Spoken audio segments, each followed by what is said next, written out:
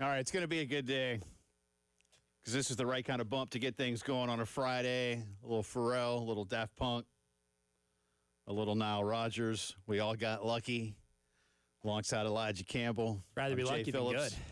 Yeah, hey, why not, man? Right? I mean, the ball bounces your way or whatever the case may be. Again, I'm lucky that Elijah said yes to coming back on the program for 3 days this week to co-host while Terry's on vacation.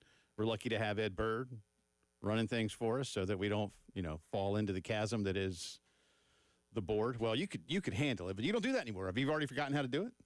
I will pretend like I do. That's the right so way. So if we're like, hey, we need somebody to run the board, I can be like, oh man, I forgot. Somebody asked me can I was like, can I run the board? No, I cannot. The board runs me.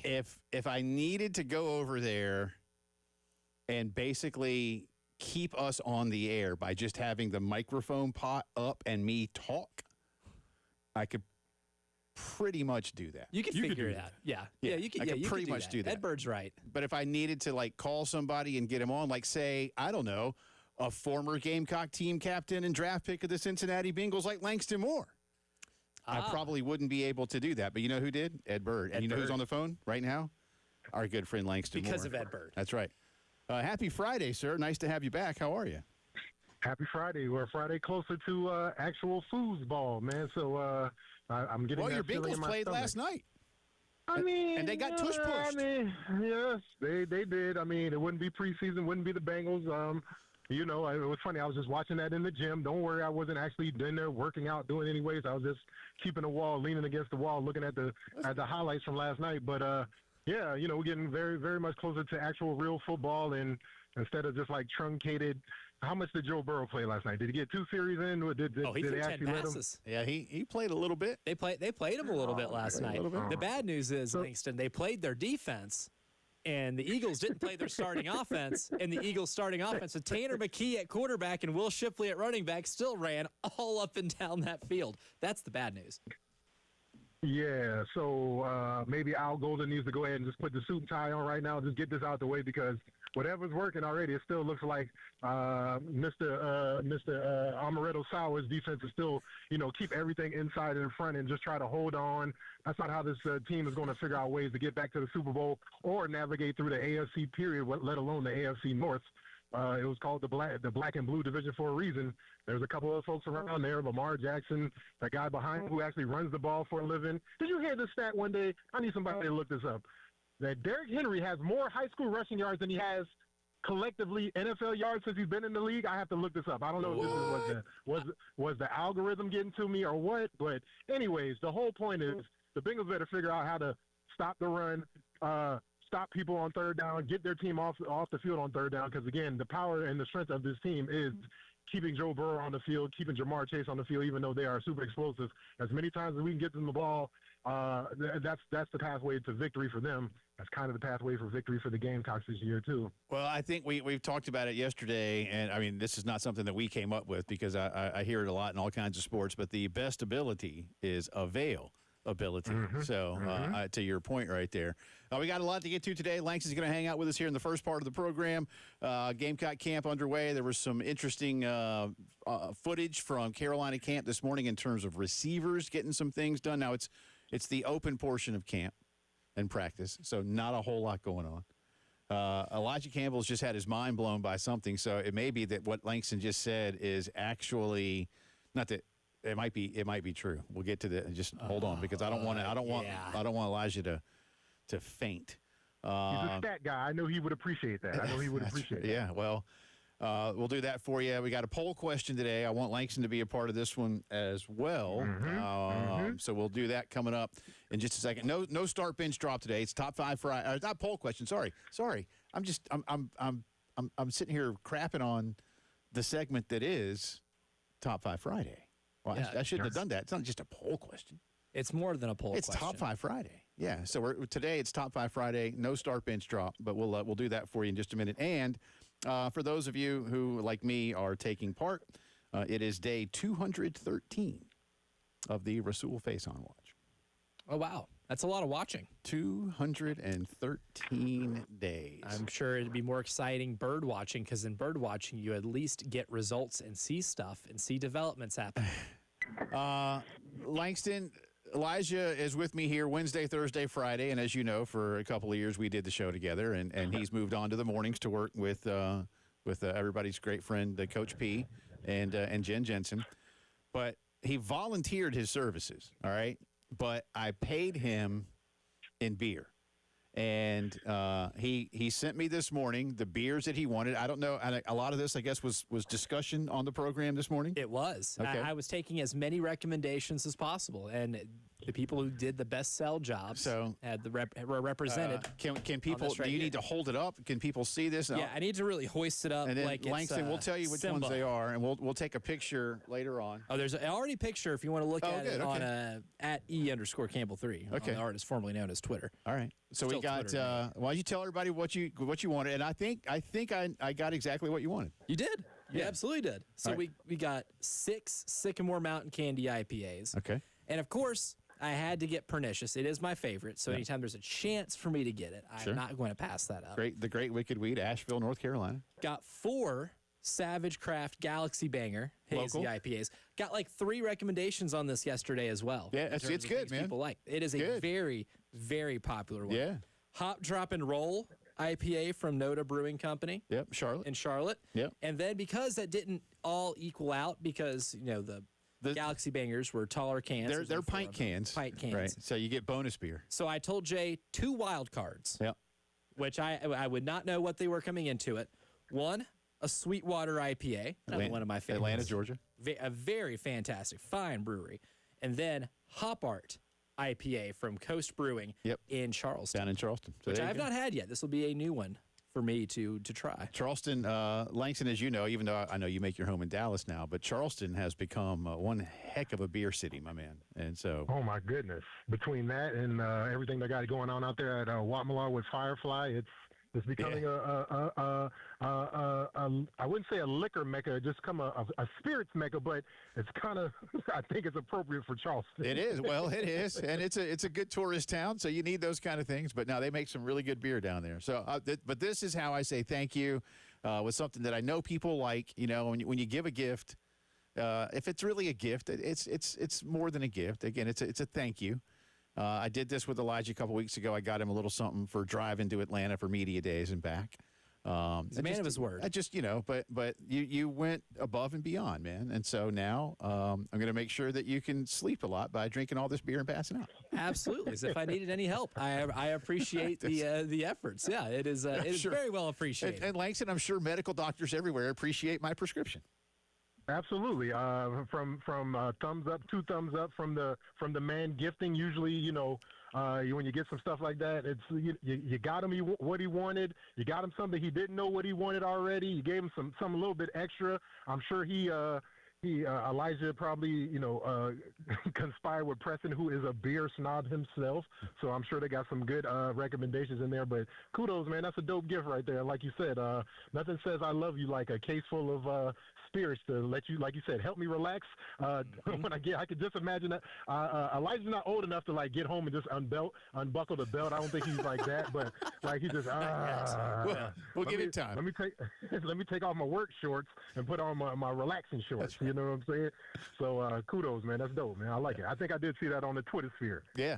Well, I'm glad to do it, and he deserves it. But it's a big thank you. And Terry will be back next week, and then Elijah gets to go back to taking afternoon naps or whatever else that he's been doing. I have missed now. that. Yeah. Yeah, I believe you. Those are those are crucial. We've done it many times with you, sir, Mr. Moore, because you are on with us so often and have been for so many years now. But maybe for that person out there that is new to a Langston Moore segment, or at least to a Langston Moore segment once August camp begins, is there a favorite Lou Holtz August camp story that you would like to retell, or maybe one that you have saved for just such an occasion? But, for that somebody out there, take us back to when young Langston Moore was playing for Lou Holtz. And again, it makes me sound like this is like the Junction Boys days, but it definitely wasn't that. It was in the last part of the 90s and the early 2000s and the aughts. But That's when we actually had like two-a-days, consecutive like two-a-days back to back, and then it started getting a little funky where we'd be like, we'll go two, and then we'll just do one really long one the next day in the middle of the day, and then we'll go back to two, and it's like, man, it's all the same thing, man. Whether you're giving me a 10-piece count or 2 5-pieces, it's still the same 10 nuggets that I'm eating. But plenty of Lou Holtz stories. I think some of the ones that come to mind, my first day, we had a rookie camp before the actual veterans got there, so you can get acclimated. You wouldn't waste time and slow everybody down. And I just remember through those first 3 days of rookie camps, which was abbreviated pads, which means you had shorts on, knee braces, which was damn near, you might as well have had pads on, and then you had the shoulder pads on. You were running through all of the full practice, but with just a roster of 20 guys, because it was only the freshman class, Jay. So how can we run 2-on-2, and so for 2 hours, 21 periods, the infamous Lou Holtz period drills, 21, 24 periods. We had 3 days of rookie camps. I just remember vividly after like the first 2 days, like, how the hell am I going to do this for 4 years? Like, I say I like football, right? I said I wanted to do this, right? They gave me, like, I think I'm okay at this, right? Other schools said, yeah, you can come play. Like, how am I going to do this for 3 years? But luckily, being young and dumb is one of those things you don't remember. Another great famous story, Lou Holtz, summertime, you would think, he'd be on his Tom Knotts, a little bit of shorts. You get to see some of them Appalachian ankles or something like that from Lou. This man, cashmere sweater, khaki shorts, crew socks all the way up. I mean, not slouched down, pulled all the way up every single day. You know how hot it is. You know how hot it is right now in Columbia, right? It's called famously hot for a reason. This man, every day with a cashmere sweater on, Jay. What is up with this man? And so, again, of course, after, a couple weeks of this, we asked him, we were like, Coach, like, what's up? What's going on? Like, you know what I'm saying? And his response was, you can't get sweat out of a rock. And so I don't know if this is because, and I have learned as I've gotten older, as you start to like accrue taste in certain things, when you see somebody be like, man, why doesn't the pastor sweat in that suit? Because that's $1,000 silk Egyptian lined suit with some type of vents in there. And that's what Lou Holtz had. He had some like $200,000 cashmere sweater that probably had AC vents in it or something. I don't know, but always just shows me like there's always levels. I grew up in the low country where your coach would be sweating just as much as you were, and to see this old guy out there running around, it was amazing. It was amazing. One last thing. Yep. One last famous story from Lou Holtz. There was the infamous weigh-in charts, the weigh-in, weigh-out charts. Now, I understand the weigh-out part, but why you got me weighing in?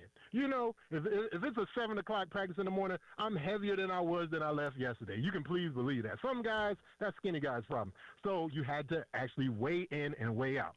So there was a time during the same rookie camp, Langston Moore and a few other rookies decided, man, we hadn't been weighing in, but we weigh out all the time. Lou Holtz decides to handle the discipline for this. His idea of discipline for this, because, we're supposed to be preventing heat stroke and all these different things, was to have us run in the heat. Not only run, this guy came up with this thing that used to be called, I think it's been outlawed, it's called the scalded dog. And basically you crawl and you have one leg, you pick one leg, but you never choose the other leg. But this is how you know Lou Holtz is just a big softy after a while. He worked this punishment up the whole practice. He was, the guy's not following. I'm going to handle it, Coach Moore. Don't you worry about it. These guys, I'll make sure they'll never miss a sign. And so he actually had us, he had us hold the position for like 10 minutes while he gave us some Lou Holtz diatribe. I think we actually like crawled for like 5 yards. And he's like, get out of here. I don't ever want to see your faces in front of me again. And so, ended up being like, oh man, thank goodness Daddy didn't pull the belt out this time. It's like, oh man, it was one of those deals like when your dad gets home, he's gonna. And luckily, Dad was just like, I'm too tired, man. Y'all don't do it no more. But plenty of Lou Holtz stories, man. And it's always interesting to ask your favorite Gamecock during whatever coaching year it was, Muschamp, whatever. Because everybody has a different story, different perspective. Langston Moore gonna be totally different from Ryan Brewer, from Preston Thorne, and that's why you can't ever hear these stories enough, man. The good Lou Holtz stories. We got plenty. All right, lots to get to with Langston. We'll talk Gamecock camp. We'll get into some NFL thoughts. And on the other side, if you haven't already seen it on Twitter, today's Top 5 Friday, we exclude a Heisman winner, and we'll explain when the postgame show returns.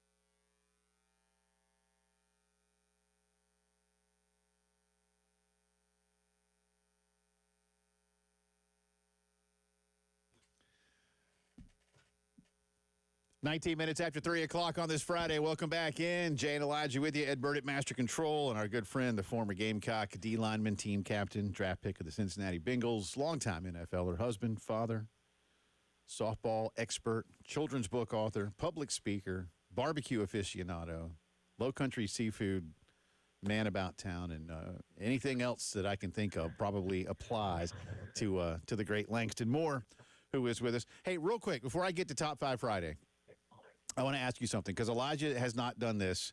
And this week, as you may have seen, the NFL banned team use of smelling salts or ammonia capsules. And I'm curious, Langston Moore, because you talk often of butting heads with other really large men throughout your high school, college, and professional career. When is the first time Langston Moore had one of those smelling salt ammonia capsules put under his nose? I don't think you really, for me, never till college.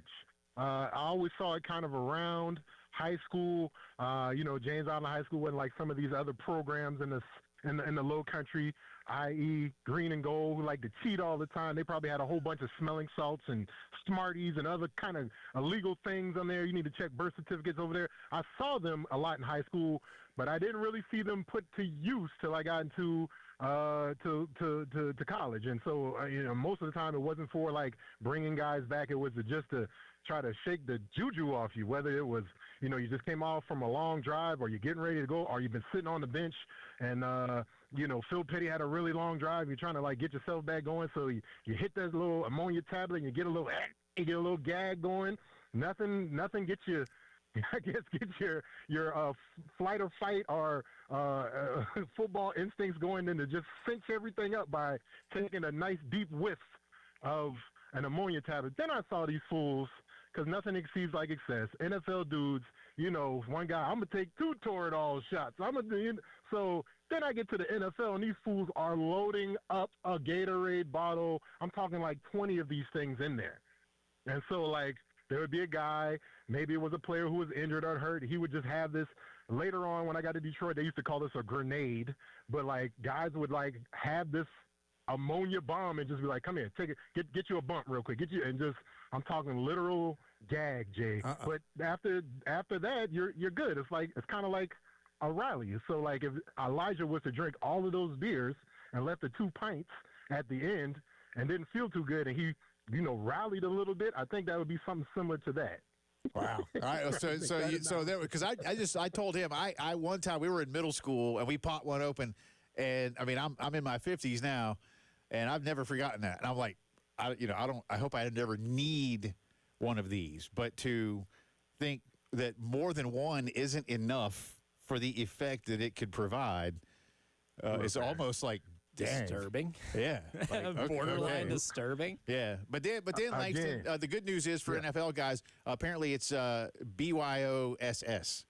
So they can do that. So you can bring your own smelling salt, or again. Oh, so I see the team can no longer administer them, but if you want to bring your own, that's on you. That's basically what they've decided.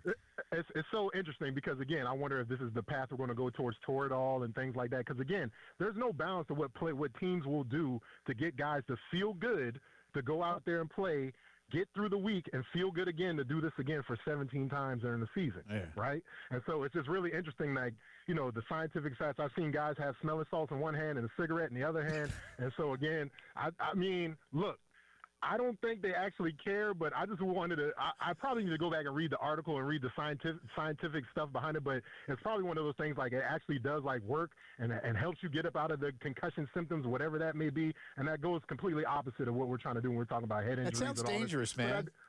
That's a cigarette and ammonia. I think ammonia is flammable, right? Like, I don't.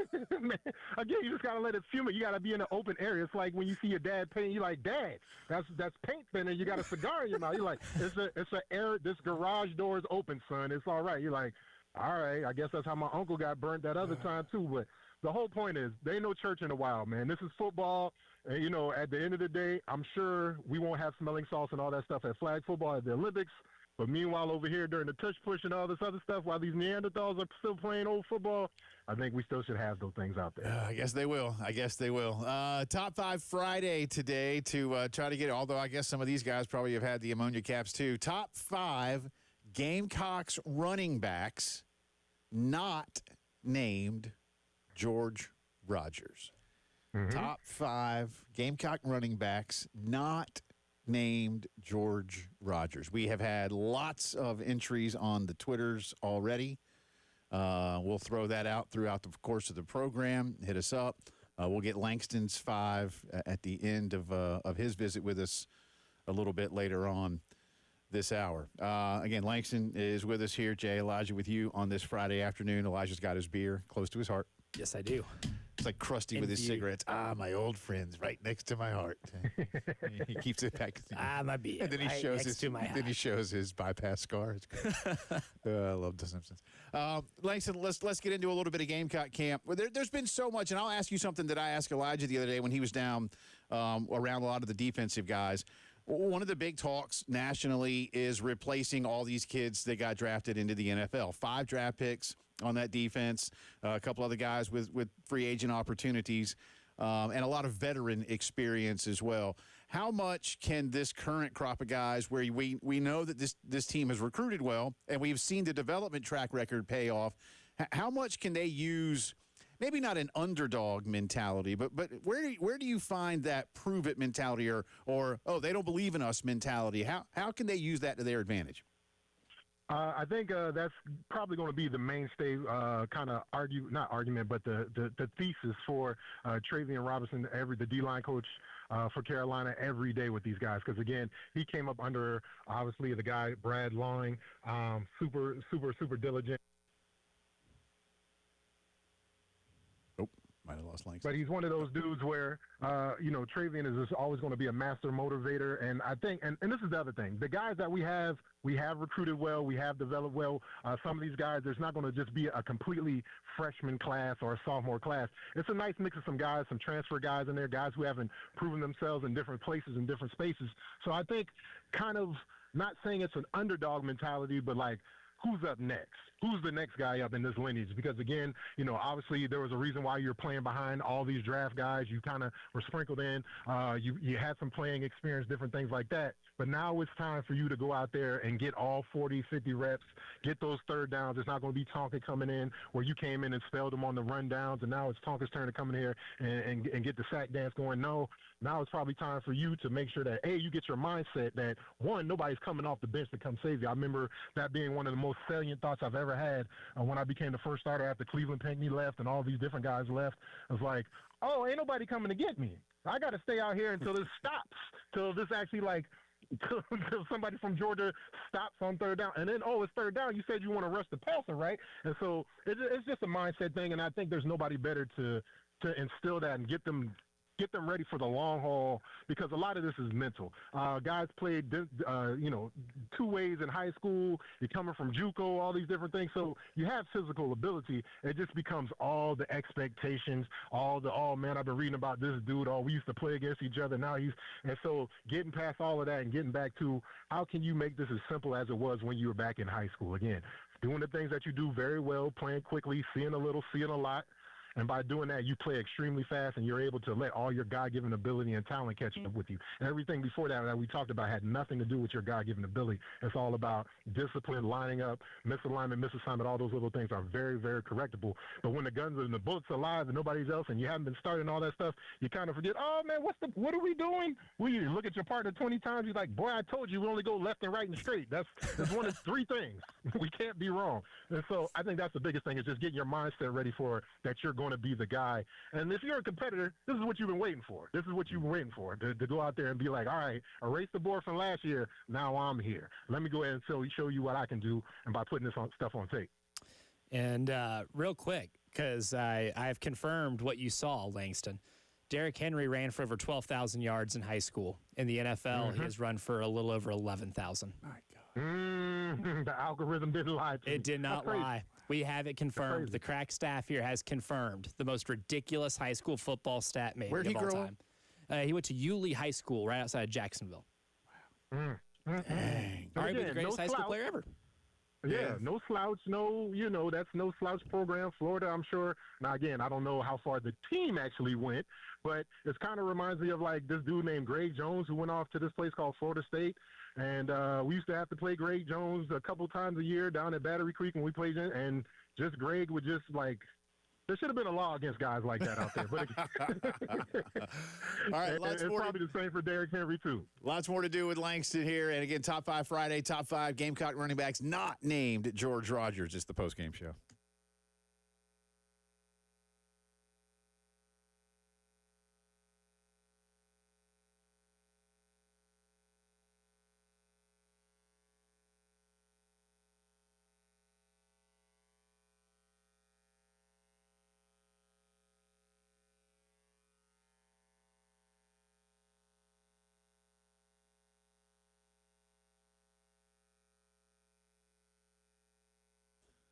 Love telling you about our good friends at Integrated Media, all they can do for you when it comes to home theater installation, especially ahead of football season. You also know that Integrated Media, and if you don't, I'll tell you right now, Integrated Media also the owners and operators of Pro Swing locations in Chapin and Forest Acres, and now they are teaming up with the folks at Cobblestone for a fantastic event to support Prisma Health Children's Hospital. It's called Swing for a Cause, the Course and Sim Challenge. It's a 2-day event. Here's what you do. You sign up.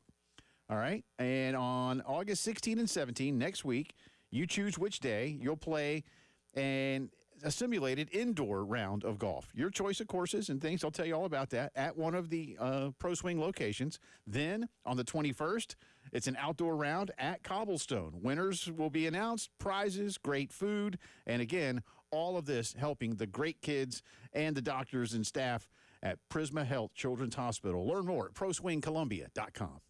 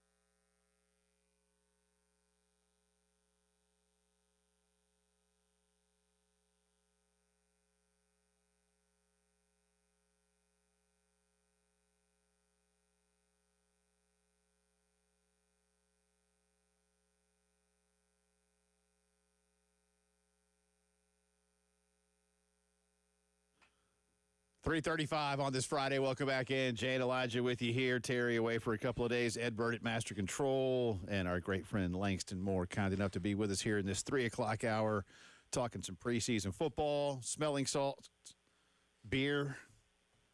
What haven't we covered? Derrick Henry's monster career, which basically answers the question. Frightening everybody in his high school in North Florida. I was going to say, Derrick Henry playing high school football answers the question, what would it have looked like if Paul Bunyan played running back at a 1A school in Minnesota? That's what it would look like.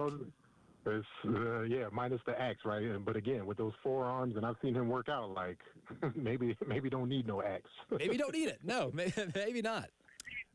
Langston, before I get to a little bit of NFL with you, let's stay with the Gamecocks here for a second. And, you know, one of the things that Elijah and I talked about yesterday was quarterbacking, and we threw out a poll question, which quarterback was most important to his team's success this coming year in the SEC. We had 4. It was Talon Green, DJ Lagway down at Florida, Diego Pavia, and Lenoris Sellers. And as you might expect around here, Lenoris was the guy that won the poll.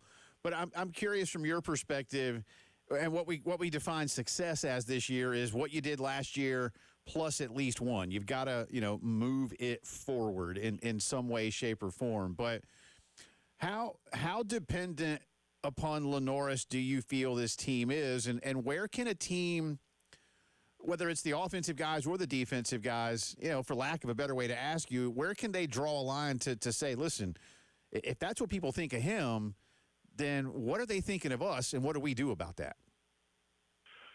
Let me make sure I heard the question right. How much are we reliant on our guy Lenoris? Well, if people just think as Lenoris goes, so go the Gamecocks. What can the Gamecocks that aren't Lenoris Sellers, which is, if I'm not mistaken, all the other ones, do about a feeling like that? I mean, are they going to say, man, they don't think we're any good, or they don't think we're good enough, or I mean, how do you use that, or how do you deal with that?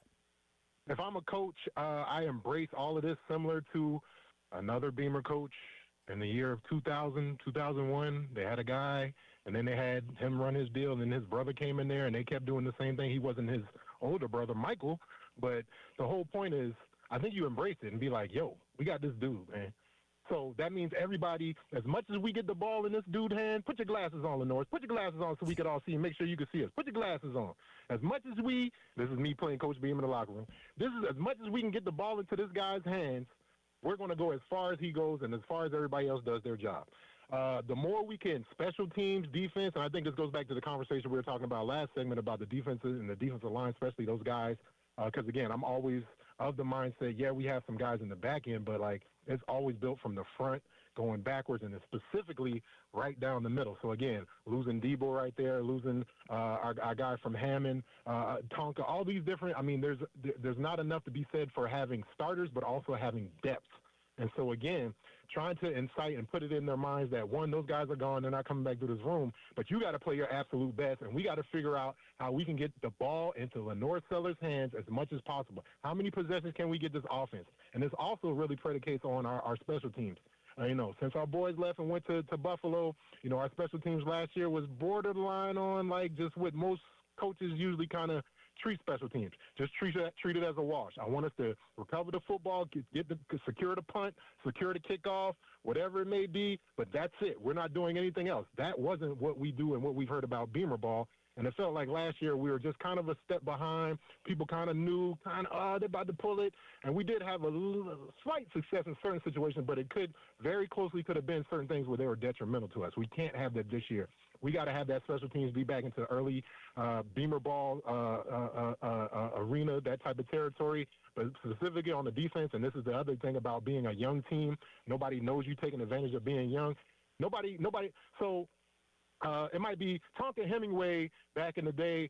He's only good at these 3 things, but he doesn't really stop the run. So there's already a narrative out there about that. The narrative out there right now is we don't know who y'all are. And that's the beauty of taking advantage of being unknown, especially in college.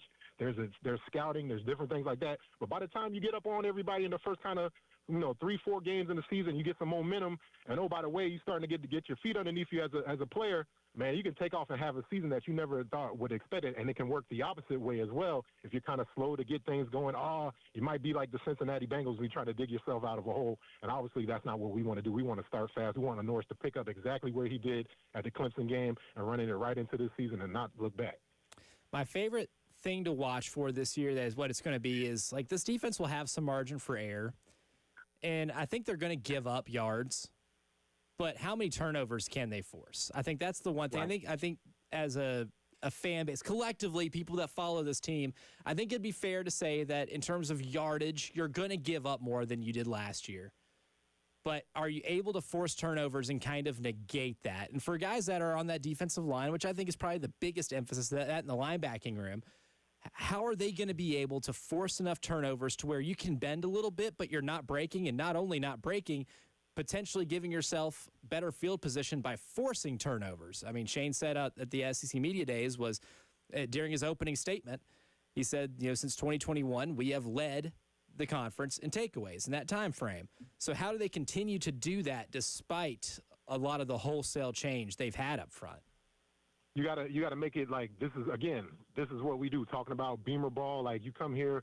Special teams is not just a wash here, it's a weapon here. It's something that we don't see as just a liability here. It's something that we see as being a factor into actually just winning games, and we've seen that in the past. I think it's the same way with turnovers. You practice this stuff. You just don't do it on Thursday getting ready to go into the game on Friday. No, it's every day is a turnover circuit. Conversely, on the other side, this is how it works for your offense. I've been on teams where, like, guys have been so maniacal where offensive guys want to fight the defensive guys. Like, chill out, dog. It's our period. No, it's not. Don't you play offense? And so, again, iron sharpens iron. You might be the jerk of the team, but, this is how this team is going to go. And like you said, there's a big difference between getting tips and overthrows. We're getting some interceptions, but I want to see a lot of forceful man separate from ball. We've had a lot of interceptions. We had a lot of good fumbles and different things, but, like, I would love to see more hat on ball, man separate another man from ball. Because, again, that's just really a lot of times is one guy holding another guy up and a couple more coming through gang tackling mentality. That doesn't take anything to do with talent. This has to be with everybody meeting at the ball. There's only one, so it's really convenient to do so. And so I think it's something that you do every day. You practice this, not just in the off season, in the spring, but, like, it's something you build up, and you got to kind of make it as a defensive staff, like, man, I'm gonna really get in these boys. I'm going to be a burr in their saddle, because all I'm going to do is stick my boys on there. It doesn't matter if it's scout team, whatever, because that's what we do. And the Gamecock team, and Elijah, you guys have talked about this stuff earlier on in the week, we've done a really good job of getting turnovers and doing some things. I'd like to see us get more fumbles, but how can I be upset with however you got the $1 million? You got the $1 million through winning the lottery, or you got it through selling eggs on the back of a truck? I don't care as long as you got the $1 million. Still $1 million. But the thing that kills us is giving the ball back. And so we talked about a lot about, like, with Lenoris, with the reads and different things. He corrected a lot about that. But we got to make sure that as much as we get the ball to you, Lenoris, don't give it right back to him. And so that's going to be, I think, one of the big things, getting the ball, but keeping the ball on our side in time of possession. Langston Moore is with us here. We'll come back on the other side, get a few quick preseason NFL thoughts. Tonight, the Browns are up in Charlotte. Some of you may be headed up there to see Coach Deuce.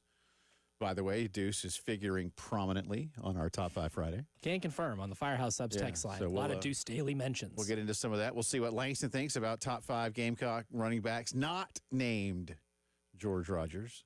You're listening to the postgame show.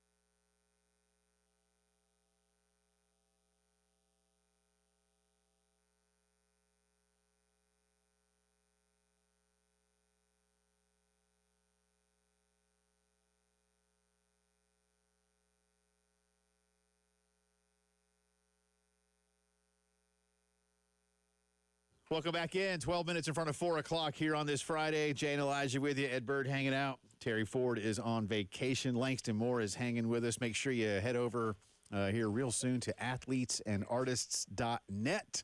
There you find all of the intel on the Just a Chicken series of books. That's Just a Chicken Little, Used to Was a Rooster. You can get Langston and Coach P into a school or other speaking engagement near you. There's merch or swag, as the kids say. It's fire.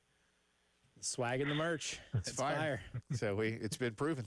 All right. I know the lingo. It lives on. And it will school live on forever. School is starting back, so the hope is that maybe sometime soon we can see you here in the studio. Yeah, man, I've been slack. I've been in town, but I haven't been doing a good job of stopping by. So we'll be back on the road next week, doing some school visits out in the Florence area. So I'll make sure to stop by, especially since I got to look at Elijah like I look at like Travis Hunter. Man, this is the only dude I know still doing two-way duties like that. Like unlike Travis Hunter, Elijah can get compensated twice, hopefully, for what he does during the day. Travis Hunter, you got to pick one position, brother. The NFL ain't set up for that, brother. You got to pick one and pick the one that's going to pay you the highest. That's right. They're not going. Not a sustainable model for him at the pro level. And sadly, this is the last day of Elijah's two-way radio. He goes back to just the one way. He knows his worth. He knows his worth. He knows his beer's going to get expensive. You can't, Jay Phillips can't be supporting his beer habit every week. Not every week. Got to figure something out. Yeah, especially craft beer. If he wants me to buy him that like generic can that just says beer. Like a white can with blue lettering. They used to make that, man. It just said beer. That's probably what they put like in TV shows and stuff. Yeah. Mm-hmm. Can't get the rights to have them. But goes in. But check it out. Athletesandartists.net again is the website. Butt Gut Podcast and all kinds of fun stuff over there. So if you want to get the wise wisdom of Langston and Coach P, then check it out. Once again, athletesandartists.net. All right. I'd sit here and talk about the Cowboys drama, but I'm not going to because you live enough of that with your daily life out there in the Metroplex. We were talking about Cam Hayward yesterday, wanting a new contract at age 36. What? I mean, he's going to make $30 million. Is this the right time to be holding out of camp and wanting $30 million? He wants $30 million. Well, he's getting $30 million. He wants more than that. Oh man, brother! Not a year. He's got 2 years. He's got 2 years left, it's a total of $30 million, and he wants more at 36. And so, as we all know, the guaranteed money is the only thing that matters, and especially for a guy like him, he has to be careful because, he's really a stalwart of their team, a captain. But certain things happen, and somebody else kind of flashes and shows in camp. We might be looking at this $30 million and be like, So that's why this is probably why he knows I really only got a year left before I'm shipped off to like Jacksonville or like the Cardinals, someplace like that. That's where people go to die now these days. And so he's trying to figure out a way to get more guaranteed money because that's the only thing, and this is the only thing we're talking about, especially with the whole Michael Parsons thing. You could have locked this up a whole year ago, months ago, before 3, 4, 5 guys set record-breaking deals and continue to push this money all the way up to the guaranteed. You probably could have got Mike a little bit cheaper, but here you are, Jerry. Here you are. Yeah, well, I don't know what they'll do in Pittsburgh, but Elijah and I yesterday, I was like, if you were 26, yeah. But at 36 and you got 14-something this year and 14-something next year, and I'm like, man, what do you just get your agent to say, hey, if I get, X number of sacks, you want to throw in another like $250,000, something like that, but. Well, that's the other thing Cam knows because he's an older dude. So they're not going to be putting him in there on third downs. They're going to be like, yeah, you can do these sack incentives. They probably won't even give him no running incentive like tackles. That's too easy for you. He go jump on some piles, but like sack, one, you're an interior guy. Two, they're going to pull you up off the field to make sure you don't hit that number. So, yeah, I think try to figure out a way to get that guaranteed money, a roster bonus, something like that. That's probably the best way to do it, or tie it to the team's success. All right, before we get you out of here, Top 5 Friday, not just for Langston, for everybody, and getting a lot of hits on Twitter and on the text line. We'll get to these coming up throughout the rest of the show, I promise. Top 5 Gamecock running backs not named George Rogers. So, Langston Moore, you played with a couple of good ones, including Derek had a 1,000-yard season while y'all were in school, but who you got? All right. So, very tough. Had to make sure I didn't have any Rogers, anybody in here, because again, that dude talking about Paul Bunyan running back in the day, go throw some of that tape on. That dude, man, crazy. Anyways, OLI, outside looking in of this top 5 list. I got outside looking in. Didn't just quite make the list, but I got Corey Boyd. Got my boy Andrew Pinnock, both Mike Davises, Columbia Mike Davis and the Mike Davis that made the right choice and came to South Carolina, not the confused brother that went to Clemson and wanted to wear pumpkin patch pants for the rest of his life. And obviously you see how well it worked out for Mike. I think he's doing well with his life right now, enjoying retirement. Yep. Rocket Sanders, forever in infamy for what you did last year. Kevin Harris. Brother, you rushed for 1,000 yards. I don't even know if Swiss Cheese was the offensive line that year, but we got to go back and look. No disrespect to whoever's mom was listening, whose child was on the offensive line. But, man, Kevin Harris rushed out 1,000 yards, no small feat. Number 5 for me, the Low Country legend, Harold Green, number 5. Number 4, Deuce Staley. Now, again, saw Deuce a lot when I was in high school when he was playing, but saw Deuce a lot in the NFL because they paired him with Jerome Bettis, and Deuce was the change-up back at Pittsburgh. Yeah. So I got to feel the brunt of both of that. And it was crazy because Deuce used to have the freedom to stay after wherever he wanted. He would always be in the city after he beat up on us at the bar. I'd be like, Deuce, what you still doing here, bro? It wasn't bad enough you scored 2 touchdowns. Anyways, Deuce is number 4. Number 3, another guy I played with in the NFL, Brandon Bennett. Yeah. Over the top against Tennessee. Come on now. We got to have that one. Yep. Number 2, a little bit biased, Jay. I had to put my boy in there, Derek Watson. Derek Watson is the only dude I know in the history of the NFL to make an NFL team get an invite off of videotape. Debate your mama. I saw this happen, and I actually played against this dude after sitting out of college for like a year. He made the NFL just off a tape. And number one, real quick, like 10 seconds. Who you got? Number 1, Lattimore, the poet, Marcus, the thespian, my man, Lattimore. Great stuff as always, sir. Remove the chains on Twitter. Talk to you soon. Thank you. Our number 1 is in the books.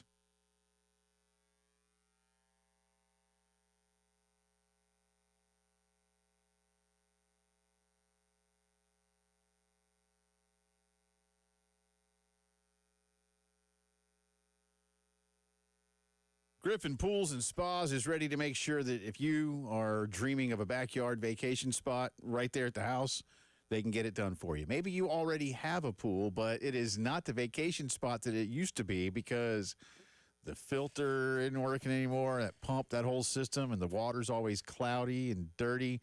Maybe you've got that heating element that is not keeping things nice and warm for you.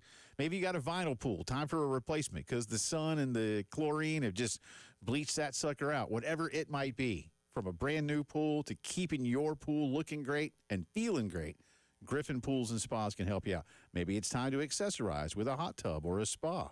They can get that done for you, too. Just steps away from the Lake Murray Dam, where they have been since the 1970s.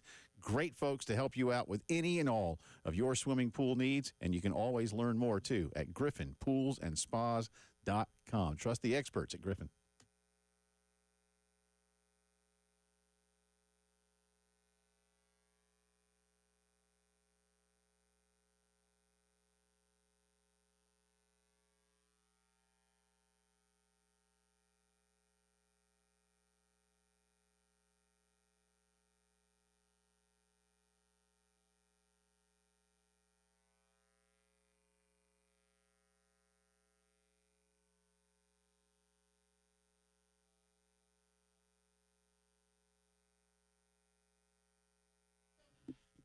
From the Wetzel's Automotive Traffic Studios, I'm Elijah Campbell with a few accidents to get to you. They're causing some issues on the roadways. Thankfully, just one reported accident. We do have a disabled vehicle that's causing some issues on Two Notch Road at Parkland Road in Let's start that over. All right. Can't do that live. All right. 3, 2, and 1. From the Wetzel's Automotive Traffic Studios, I'm Elijah Campbell with one accident and one disabled vehicle to report to you that's causing some issues on the roadways this afternoon, starting with the disabled vehicle on Two Notch Road at Parkland Road and Decker Boulevard. We also have an accident on Harbison Boulevard at I-26 over in Richland County, causing some minor traffic backup.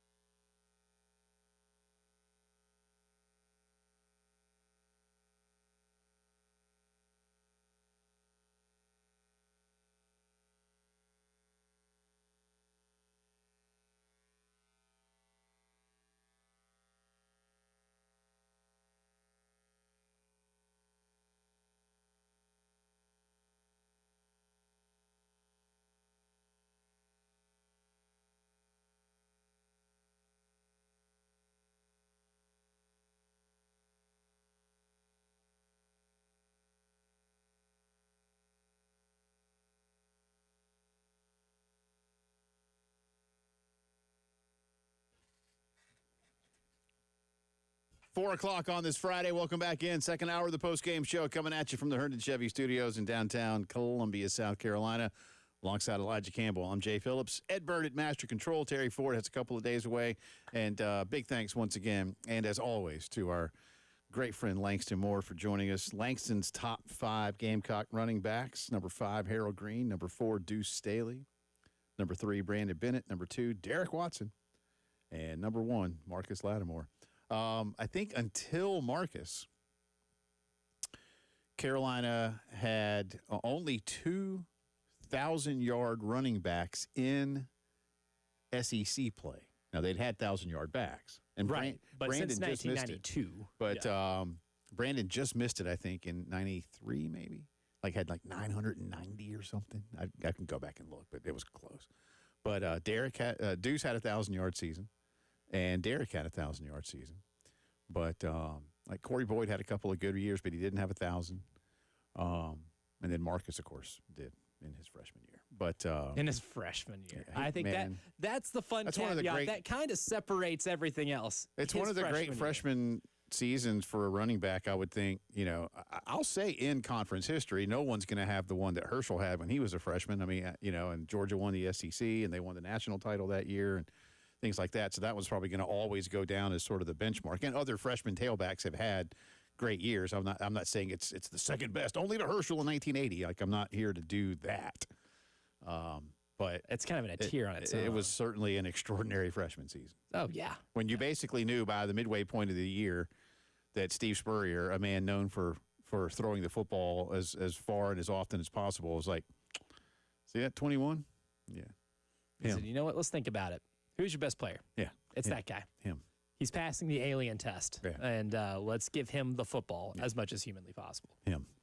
And I remember when they went to Clemson, it's like, because he didn't have that many yards, but I remember doing pregame that week, or not that week, I did pregame that day, but I mean, throughout the week, one of my themes was, look, as long as Marcus touches the ball at least 20 times, you're in good shape. South Carolina is going to win the football game. I really don't even care how many yards he gets, because if Carolina is comfortable enough in making sure that he touches the ball at least 20 times, then that means the offense is doing what Steve Spurrier wants the offense to do. And I think he had 20, 21, 22 carries for maybe 50-something. Well, and on a team with good enough wide receivers that could win one-on-ones on the outside, if you force any defense to have to load up the box. And that's what they did. Not many corners on the perimeter are going to be able to hang with some of the receivers they had on that team. I think Clemson just had to decide, what do we do? And they decided to negate Marcus in a big way, and that allowed Carolina to really open things up through the air. And they won that game by what? I know they won all those games by double digits. I'm trying to remember what that score was. Stop screaming at your radio. I just can't remember the score. Actually, yell louder. We can't hear you. Yeah. We need you to yell louder. The louder you yell, the more likely it is for us to hear you. And a good honorable mention list on there, too. So, again, y'all hit us up. We got a lot of them. We'll get to those in just a little bit. And speaking of running back, as I mentioned earlier, it is day 213, as best I can tell. Give or take.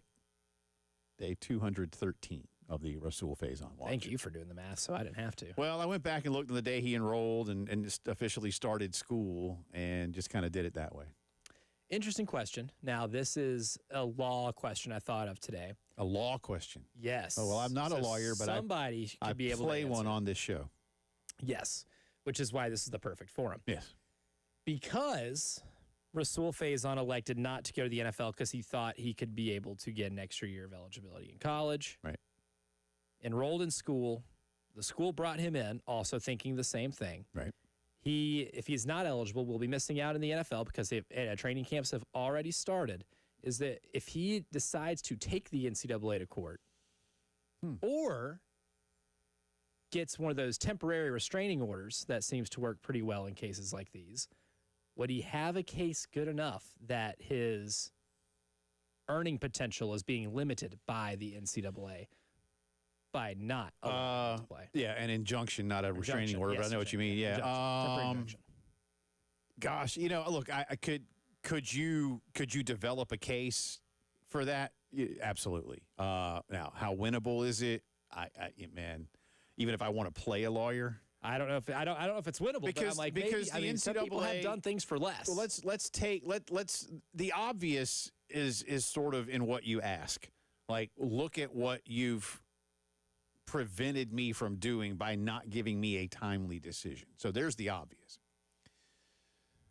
I think the pushback, like what the NCAA would argue in defense, would be something along the lines of, hey, we didn't tell you in advance what was going to happen. We didn't give you any written or verbal indications. We didn't put the proverbial gun to your head and say, you should go back to college. They'll just claim we were doing all we could. And we were doing it in as timely a manner as possible. Now, again, were they? Are they? In a timely manner as possible, given 8 months, which there is it's some day precedent. 213 as we speak. So. There is precedent that you could say, hey, look, this is a very similar case, and you got it done in a week. Yeah. Or you got it done like that. So then it's like, why is it different? And again, and that's the thing I think that bothers so many people when they talk about NCAA decisions is what seems to be a lack of use of precedent, which goes against a lot of the legal matters in this country, where precedent in legal cases is so important and case law is so often cited, especially once you hit like an appellate level or anything like that. But again, is there a case? Yeah, there is. But how winnable? Even if I want to play a lawyer, like I said, I don't. Let's put it this way: I'm not sure I'd be going, hey, Rasul. And hey, Darren Heitner, who you hired down in Florida, y'all go fight it, man. Go, sue him. Now, does the cynical competitor in me want them to go sue them and be like, seriously, man? Like, what are y'all doing to this kid? Sue him. Right. Do it. Yes. This is absurd. I mean, because it has make gotten, the case that like ridiculous. them taking their time and not addressing the matter. Right. Like, because here's the thing, for the NCAA too, if you want to avoid anything like this, what you could have done, I don't know, 4 months ago, if you feel like you still didn't have enough, or even like 2 months ago, if you feel like you didn't have enough, then say, hey, look, we gave you time to give us everything we need. If we don't have it, you're ineligible. Right. You could have easily done that. But instead of taking your time and waiting, he is now missing out on his chance to play in the NFL and has now missed out on his chance to play in college because you took so long on this that it is going to keep him from earning money as a college football running back or an NFL running back. I do. And I again, what I'd like to know as much as anything, because while we aren't privy to it from a media standpoint or a fan standpoint, Coach Beamer has at least alluded to the fact that there has been some communication with what the NCAA wants and needs and is trying to measure, if you will. So I would be curious if it ever came to blows in court, like what kind of information you get in discovery, what kind of information is there to be subpoenaed in terms of those kind of communications. Like, and again, to the overarching question here, it isn't even as much anymore. And I think you and I talked about this before we started doing different shows. Like, hey, it's not about the up or down anymore. It's just about the decision. Yeah. I mean, just whatever. And we remember we likened it to like, when you go to a job interview, like, why hasn't that guy called me back about this job? Or a host of other things that it might be in situations like that. Why, I took that girl out on a date. Why hadn't she called me back? And at that point, you're like, I'd rather you just tell me no at this point. Yeah, just break up with me, or just tell me I'm not your type, or tell me I smell like garlic, or right, whatever it is. Whatever. Make something up. I don't care, but say yes or no. Say yes or no, so I can move on with my life here. And I think that becomes the most frustrating part of this. But so I would imagine, Elijah, that they're very careful at the NCAA level not to give anything that would even be perceived as a timeline, perceived as guidance. But again, to answer your question in the most basic and general way, yeah, I think you could build a case that said your lack of decision making, not your lack of affirmation or denial, but simply your lack of a decision has cost my client a major opportunity to either earn something through NIL in college, or to at least have the opportunity to display his wares, if you will, at the professional level. And because you're just keeping him here and not telling him why. Look at what you've done to him. You've caused harm. I would think there's a case there, and is the NCAA in the habit of settling a case like that for X amount? No. So I think if you want to do it, you probably gonna have to go the whole way. And we've seen them up, down, good, bad, whatever. They fight in court. If there's anything I have to hand them, it's they lose a lot these days. They will lose at the bitter end, But I don't know. I hope it doesn't come to that. Yeah, well, I hope it doesn't either. But I don't know, man. I mean, let's put it this way, to go one more step with it. And I think you touched on this yesterday. You've got to, at some point now, if you're South Carolina, do what you're doing this month, quite literally this month, with the belief that he isn't going to play. Mm-hmm. Like I've got to get Isaiah Augustavi brought into the offense. I know what Attaway and Howell and Fuller can do. Now they're going to need to understand how much more they're going to be asked to do, and Coach Blackwell's going to really have to churn the wheels and get these guys going. And at that point, if there is the denial that, again, you kind of feel is coming, or at least have to operate under, and it does actually end up being that, then I think you have an even stronger opportunity, perhaps. And I guess that maybe is your overarching theme of, if he's denied, then it's like, man, you killed him twice. Yeah, you really did. I mean, you really denied his opportunity at this point. And here's the thing, it's a yes or no. Once you get all the documents that were requested, this is probably something that shouldn't take more than a week. Right. You're not investigating a crime here. Well, and even if some of the things we heard, because one of the things we did hear, to be fair, is that perhaps one of the schools that he attended, I think it was Marshall, had so much literal athletic department turnover, staff-wise, that perhaps something there just got lost in the shuffle or something like that. Again, what they need, the NCAA, what they need and where it was and all that. I mean, are you like literally trying to go into a storeroom and find a dusty old box? I mean, let's face it. Hey, if you got a dusty old box of stuff, it hadn't been that long. I was going to say, I mean. So is it like like Tim Frisbee talked about that. Yeah. Like that, like there was actually something that when Tim was in high school, after nearly 20 years in the Army or whatever it was, like that was one of the things that kept holding him up. Like they quite literally couldn't find his records, and they had to have them. I'm like, well, and my thought on that always was like, Carolina let him in based on some kind of transcript, right? Let him in based on something. Like what do y'all need? And here's the thing: what year is it? He is who he is, and you mean you think he's lying to you? I mean, yeah. He was in the Army. The Army will vouch for him, right? Like, is that that's not enough? And finally, of course, he got in. But Tim told us, because we were still doing that right when we had him on. I've not had him on. No, okay. Well, maybe that was right after I can't remember because again it's been. But maybe it was right when Terry and I started that week. But Tim came on and just discussed that, like, one of the things was that, going way back, they had to go find his records in some old storeroom somewhere. And the wild thing about this, they finally did. It's not the same with Rasul. If the Marshall thing is correct, what year is it, Jay Phillips? It's 2025. Yeah. Everything that you have, every document. I mean, I wasn't in college that long ago, and guess where all of my documents that I had to send to get into school? On the I had interwebs. to do it online. Right. There is you can access anything ever sent to you pretty easily. You don't have to dust off old boxes because now they're all in computers. It shouldn't be that hard. If this is 2005, I'd be like, okay, yeah, maybe there is a little bit of a paper issue that's going on. But so I don't know. But again, day 213 of the Rasul Faison watch. Might he one day be on a top 5 list of Gamecock running backs? Perhaps. But today, we're doing top 5 Gamecock running backs on Top 5 Friday. Top 5 Gamecock running backs that are not named George Rogers. You're listening to the postgame show.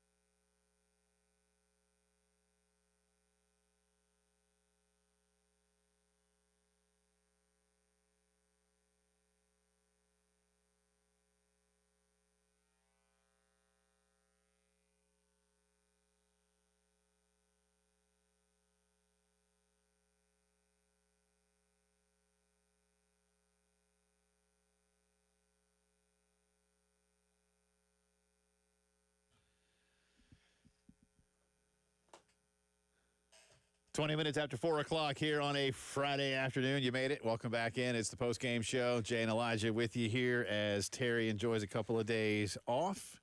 Ed Bird at Master Control. Top 5 Friday is back. No start bench drop today. We brought Top 5 Friday back for a day. We may do another one before the season starts. It's too hard to do them once the season begins, but we've had a few this summer. But today, it's Top 5 Gamecock running backs not named George Rogers. And I suppose I should tell people why I've done that, or should I not? As to why you excluded George Rogers? Yeah. I mean, Jay, why don't you like George Rogers? Let me give you a hint. He may or may not have won a Heisman, may or may not have been number 1 overall pick in the NFL draft. I think that puts you in a different tier. So I'm glad. I'm just making sure. Yeah. I did it so you didn't have to. I kind of figured everybody knew. Man. I don't want somebody out there going, man, Jay Phillips really doesn't like George Rogers. And not the case. Then they would not understand Jay Phillips's incredible reverence for George Rogers. I was very fortunate to be sitting with my grandma and uncles and cousins in Section 5 at Williams-Brice Stadium for those years, man. Getting to see it in person. It was all right. It's pretty cool. Yeah, and 9-year-old Jay Phillips turned 10-year-old Jay Phillips when George won the Heisman. And I bet as a 10-year-old. I remember that Wake Forest game, man. It was raining. They retired his number. I also remember, used to, like, why is he not playing anymore? Because Coach Carlin would take him out of some second halves. It's like, he got his 100. He's good. You don't need any more. Game's already wrapped. That's what it was. They had won the game. We're like, he's not playing anymore. Just save him for the next one. Got us 100 yards, build that Heisman campaign. 3,000-yard seasons did George Rogers. Woo! Hard to top that. And had 100 yards in every game of his junior and senior season. Hard to do better than that. I mean, come on, man. Automatic. George Rogers in the game, he's getting 100. He was so good. He was so good. He really was. That was fun. Those were good times. All right. So we're going to try to keep a running tally, and we'll start with Langston's. Langston gave us Marcus Lattimore. So I'm going to. This is how we try to. This is what we used to do with this. We try to keep a running tally. Derek Watson, number 2. Brandon Bennett, and let me put Brandon. I'll have him here. Bennett, number 3. Deuce, number 4. Where's Deuce? There we go. And Harold Green, number 5. So those were Langston's. I like it. All right, so let's see. You want to get a few? Let's go text line first. Yes, let's go text line. All right, and I'll do my best to keep up with you. All right, Corey Boyd. Okay, Boyd. Deuce Staley. Deuce. Lattimore. Marcus. Brandon Wilds. Wilds. All right. Yeah. A Wilds card. Wild, like that. See what we both thought about that. Yeah. You know what he did? When Marcus got hurt, Brandon Wilds came in and was a really good number 1 for a bit. Really good. And Mike Davis. I'm assuming Mike Davis number 2. Yes. If nobody says anything. With all due respect to Columbia's own Mike Davis, but Atlanta Mike Davis is probably where most of you are going with that. I think so. Yeah. That's what I would assume. If Columbia Mike Davis had, man, he was good, but Mike Davis 2 is probably where people are going. But if you please specify otherwise, because I don't want to take from somebody who deserves their vote. Yes, exactly. We don't want to do that. No, I don't. I'm not here for that. David says Mike Davis, which we're going to assume. Again, assumptions are, Mike Davis too, Yes. because he did have a really good career. Yeah. 2 good Mike Davises. Think of it as like the Godfather. They're the same title, both really good. That's right. But you kind of have to differentiate whether it's the original or the sequel. Help us out. So Mike Davis, Corey Boyd, Rico Dowdle, Kevin Harris, Marcus Lattimore. And of course, my guy Rico, I got a special place because he's from Asheville. So even better. And then my wife likes him a lot because he's a Cowboy. So there's that. So, I mean, that's win the ultimate for her, Phillips family running back. That's right. You guys have to have a jersey, like sign a jersey, put it. You know in what? In the entertainment room. All right, don't say anything. My wife's birthday is Sunday. Oh, you can tell me. No one's listening. We're saying this in confidence. Could I call 2 pals. Fanatics in time and get a Rico? I probably couldn't get it by Sunday, could I? Anything's possible, Jay Phillips. I should have had Langston go to like the Cowboy store at the Star and then mail me one. Ooh, that would be good. Huh. I'll see what I can do. Well, so you know what you can do, right? Is you can give her what you're going to get her for her birthday. Mm-hmm. And then... Well, I wasn't going to get her anything. That's just it. Well, now you're going to have to, okay? So now you're going to have to. Ed, do you have to get your wife something for her birthday? Yeah. All right. It says yeah. Yeah, It's nodding. pretty definitively. Okay. Yeah, and it looks like a man who might have forgotten his day. He's given the yes, you absolutely have to look. Does Walgreens? Oh, yes. Does Walgreens Not just a yes. Oh yes. Does Walgreens still sell like costume jewelry? How's that work? You can probably get some cool costume jewelry at like a Halloween store. Spirit Halloween open yet? I need to find a closed. one Is there somewhere. a vacant store that's going to have a Spirit Halloween open? There's one somewhere. What you can do though, you can get her something from that Spirit Halloween store Okay. as like the birthday gift, right? She Right. thinks that's the birthday gift. Sure. You've convinced her it's the birthday gift. Yes. She thinks there's nothing else. You act like there's nothing else. I And can do then that. the Rico Dowdle jersey will come in whenever the Rico Dowdle jersey decides to come in. Bam! Surprise. Win. Extra. There's more. Then you hit her with that Billy Mays. But wait, there's more. Give her the Here's a sham Rico wow. Dowdle jersey. Yeah. See? All right. I'll see what I can do. We've concocted a plan. This is why you're here. I don't See, know. good I don't thing know. she will- I don't know if Ford could have come up with that. The good thing, she Ford will would have never told me hear to this. steal something. Yes. Well, it's an option. Would I advise you to take that option?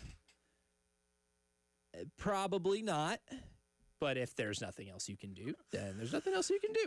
But that's why we brainstorm this type of stuff with nobody else listening. Sure. She will never know. This is just a conversation between three pals here. Right. So, Yeah. Oh, wait, the mic's Terry on. would have told me to break into my neighbor's house and just steal something. well, he would have taught you how to do it. He wouldn't have just told you to do it. He would have taught you how. Then you would Don't have you like that? No. Well, then you would have at least learned something in the process. So there's still some inherent value to having that discussion, right? Like you're like, I didn't know how to pick a lock, but I can now. You pick up a skill. I'm not teaching you a skill here. I'm just giving you an idea. Go over to Pam and Pete's. And Sonny likes a lamp in the house, and you're like, I like that lamp. Oh, great. We got one just like Pam and Pete. And then Pam and Pete come over to the house like, oh, That looks like our looks lamp. like our lamp. Wow, All it right. really does. I'll see what I can do. Okay, well, so there we go. So Rico, that's how we got onto that. All right, let's move on here. So to some more. Again, Yep. 803-404-6100, Firehouse Subs text line, Top 5 Friday, Top 5 Gamecock running backs, not named George Rogers. Correct.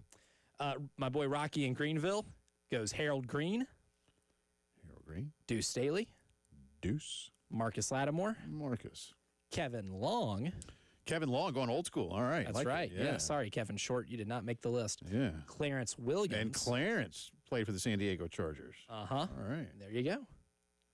Clarence. And then he made sure to note Long and Williams, both 1,000 yards rushing. Yeah. In the same backfield. Yeah, in the same backfield, man. And then George took over for those guys. Jim Carlin, I'm telling you, I get, now I'm going to go on my soapbox again.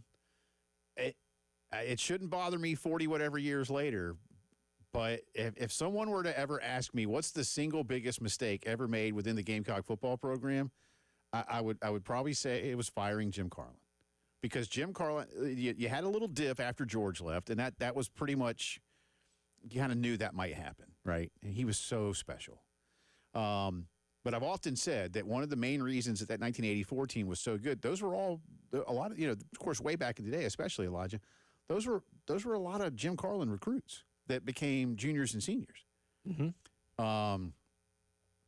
It just he knew what he was doing, and it's just hard to do it. And when you're going up against Georgia and Clemson, who had just both won national titles, it's kind of like we say about Auburn, like who are you measuring yourself against? Like, let's give this thing some time to kind of reset. It's not easy at South Carolina. No. But anyway, but Jim Carlin knew what he was doing, man.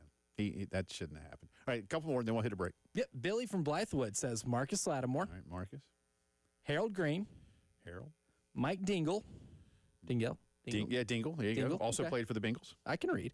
It rhymes. Yeah, how about that? He says Stanley. I think he might have meant Deuce Staley. Is there a Stanley?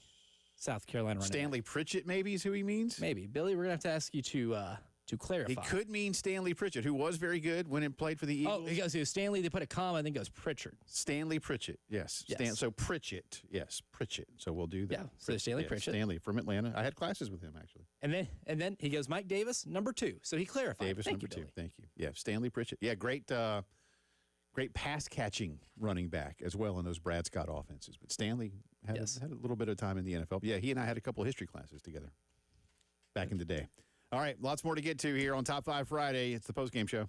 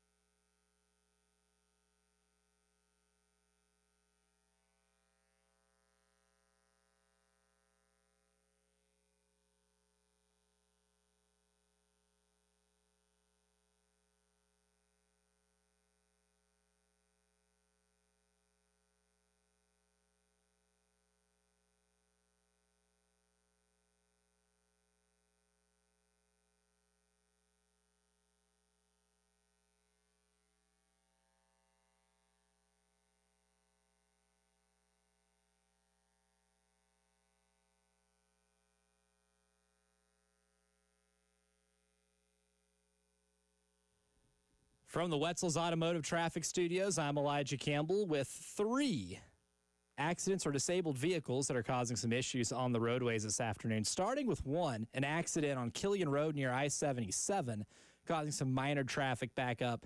And then we have a pair of disabled vehicles causing some issues, one on Bluff Road at I-77, the other Two Notch Road at Parkland Road and Decker Boulevard.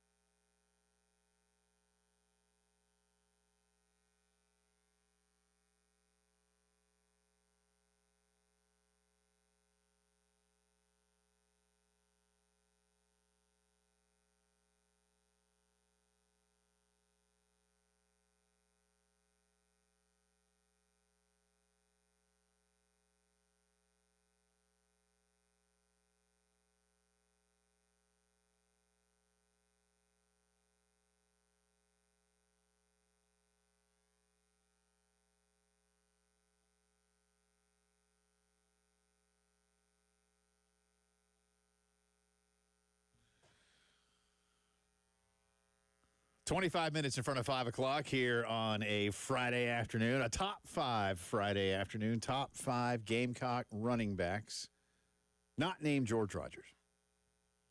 And again, that's the obvious. Yes. He's in a tier of his own. Yeah. I think when you win a Heisman, number one overall pick. And, then there's lots of others. And then as we've seen, there's been some really good running backs at this school. Underrated running back school. We had someone very politely, and I appreciate it. They just want to make sure we're doing our job right. They, obviously, great listener, reminding us that Rico Dowdle is now a Carolina Panther. Yep. Yes. But you can still get his jersey at the Star, and he was a Cowboy for 4 or 5 seasons. And my wife was always a big fan of his because we love Asheville. Mm-hmm. She, big Gamecock fan and Cowboy fan. Yeah. See, I still wear my Reggie Bush jersey whenever he didn't play for the Saints anymore. That's my guy. I appreciate that. The guy was very nice about it. And, that's what we're here for. That's right. So thank you. Yeah. So. We always want to stay on our toes. Always on our toes. Yeah. But I know you'll see him tonight, probably up in Charlotte. Think he gets any carries tonight? Yeah, you get a couple, I think, right? They might give him a little bit of a workload. I think they're going to. Teams are starting to do that now. Like Joe Burrow threw 10 passes last night. I think gave him some playing time. I think it's the right thing to do in some ways because, you've cut the number down to 3. And I think a lot of coaches kind of did complain last year, excuse me, of slow starts. And, well, maybe because you're not up to speed. I mean, that's one thing about spring training in baseball. And I realize the sports are very different and the physicality is different. But, the one thing you don't want to do is send a pitcher out into, the regular season. And can you imagine? Our ace, like Chris Sale. Yeah, we had him throw 4 innings like 3 weeks ago. Yeah, hey, I need you to go out and throw 90 pitches tonight. And by the way, full velocity. Yes. As hard as you can. No ramp up. I think it's probably important for teams to do a little bit more of that. And, it ebbs and flows because I remember, back in the day, like by preseason game 4, which again no longer exists, you'd see like the starters play the first half, and then those final guys, second teamers, third teamers, guys that are on that cut line, would kind of battle it out the rest of the way. I do remember going to a preseason game. This would have been back in like 2016. I went to a Panthers-Titans preseason game. And Cam Newton played like the entire first half. It was really cool. Yeah. Newton and Mariota. So both starting quarterbacks played an entire half. I got my money's worth. It was like a $10 ticket. It was awesome. I think the Panthers are counting on Rico to provide some good offense. Last year was absolutely his best year in Dallas by like far and away. I think he averaged like close to 5 yards a carry. Had a 1,000-yard season. Had an awesome year. Yeah, it was a real breakout year for him. He had an opportunity. And he took it. He can do it, and I think the Panthers are probably hoping that he replicates what he did last year for the Cowboys. And if you are a Gamecock fan without an NFL allegiance, like our own Preston Thorne was, and you just want to cheer for some Gamecocks in the NFL, the Panthers by far have the most South Carolina Gamecocks. Who did Preston end up choosing? Falcons? That would be the Atlanta Falcons. He chose that. Yeah. We had Trey Wingo on the segment after, and we kind of gave Trey the lowdown as to what the process was, and he goes, Preston, why would you do that to yourself?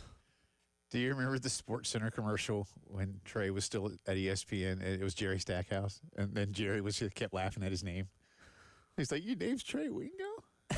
I've not seen that. No, that's funny, though. That's really funny. I'm pretty sure it was Stackhouse. I think it was Stackhouse. Your name's Trey Wingo. Just kept laughing at his name, and Wingo just keeps getting all mad. Like, why are you laughing at my name, man?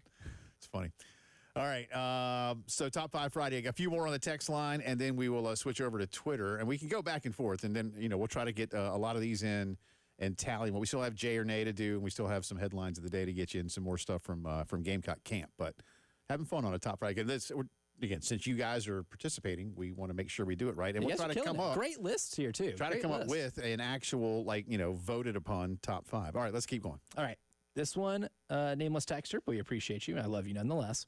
Deuce Staley. Deuce. Got Lattimore. Marcus. Mike Davis. Mike Davis. And then Bennett and Watson to round it out. Bennett and Watson. And by the way, as we said, for Mike Davis's, if you don't specify, we're assuming, because we have to do this and move along, that you're Mike Davis number 2. Yes. Like Mr. Wrestling number 2 back in the day, the guy with the mask. But if you want to, if it's Columbia Mike Davis, or Mike Davis number 1, say so. If it's Atlanta Mike Davis number 2. But if you just say Mike Davis, we're assuming number 2. Mike Davis number 2. Yes. Because his numbers and time here were probably just a little bit better. Okay, let's keep going. All right. Jeff on the Firehouse Subs text line says Lattimore. Yep. Green. Harold Green. Deuce. Deuce. And he goes Davis squared. So 2. Nice. Thank you for clarifying. Thank you. And Bennett. And Brandon Bennett. All right. Cool. All right, let's get a couple on Twitter here. And we have a lot of you on Twitter as well, so thank you for that. All right, here's one I'm going to yell at this guy because he technically put 7.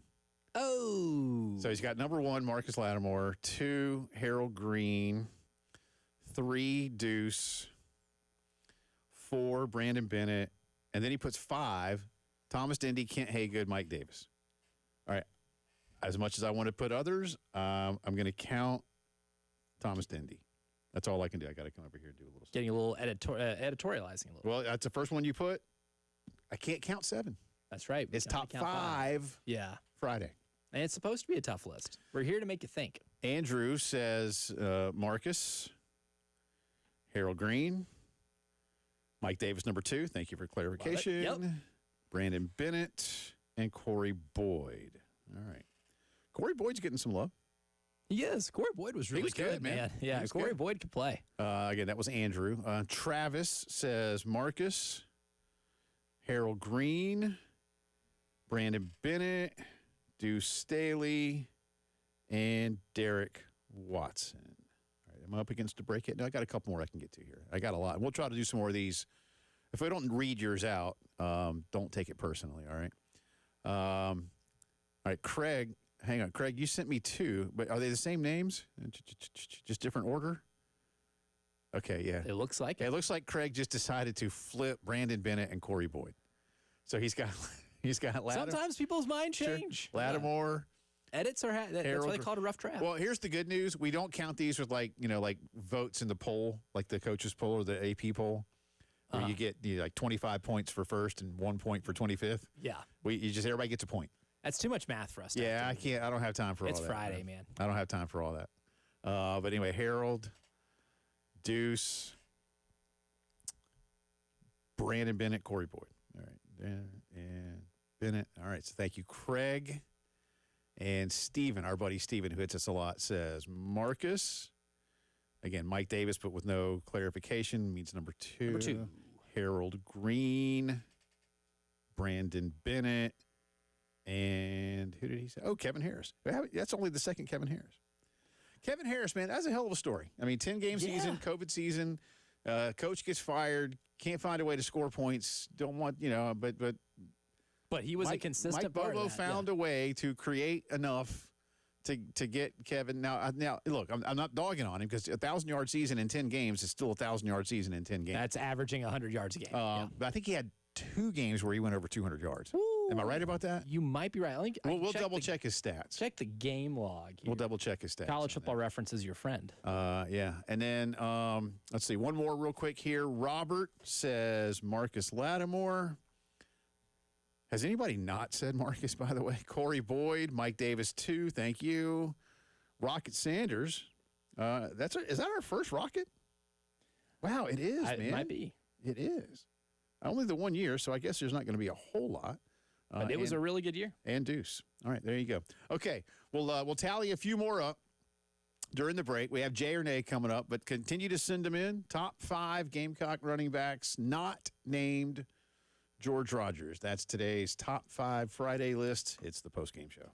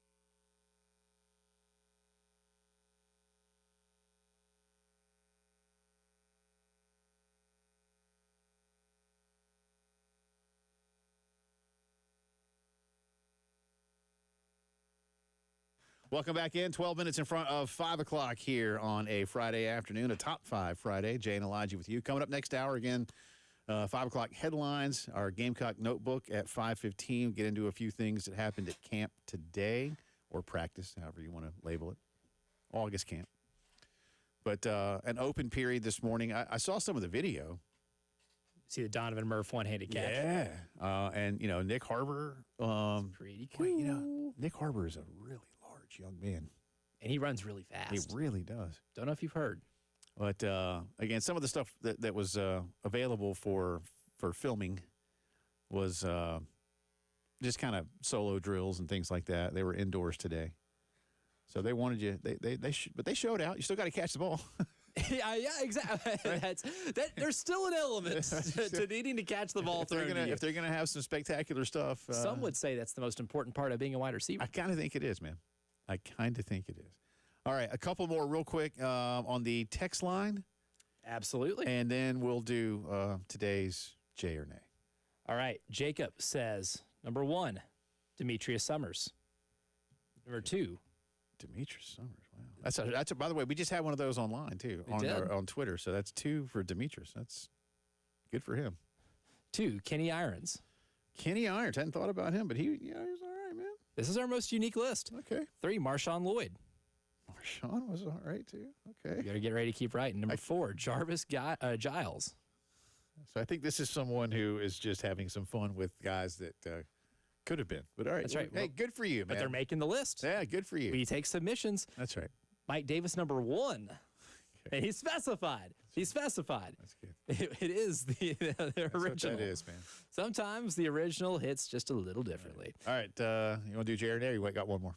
Let's do J or Nay. Let's hit it. Yeah, all right. absolutely. Ed Bird, we got some music for J or Nay. Price is right. Ready yeah, to go. buddy. Yeah. Nothing fires you up and gets you ready we should for just be playing Price is Right music anytime we're doing I just wish I had the wand mic, right? Yeah. Like the Bob Barker wand mic. All right, number 1, J or Nay. The Bengals hemorrhaging yards versus a Tanner McKee-led offense is a terrible omen for the Cincinnati Bengals. Jay, I mean, that was their thing last year, and they're not. I don't know. It has to be an ownership thing. They just don't seem to be taking the defense seriously, and they gave up 30-something points last night too. Yeah, what? It's not good, man. And again, they've been to the Super Bowl. That's Jay. That's problematic for them. J or Nay. Anthony Richardson dislocates a pinky last night. And he's cursed. Have you seen the play? Oh, I mean, just a free. It's like, you have to at least try to mark somebody a little bit. Oh, Preston said today, he's like, it looks like he just failed to recognize the blitz and moved his protection the wrong way. Well, there was no protection. Yeah. That's what I would almost say. Yeah, that's what was the question? I'm sorry, because I saw. I'd say he's cursed. He's got the made of glass, or even better, Anthony Richardson can officially get the made of glass. I'm going to say nay, because I don't know how much of it is on him, but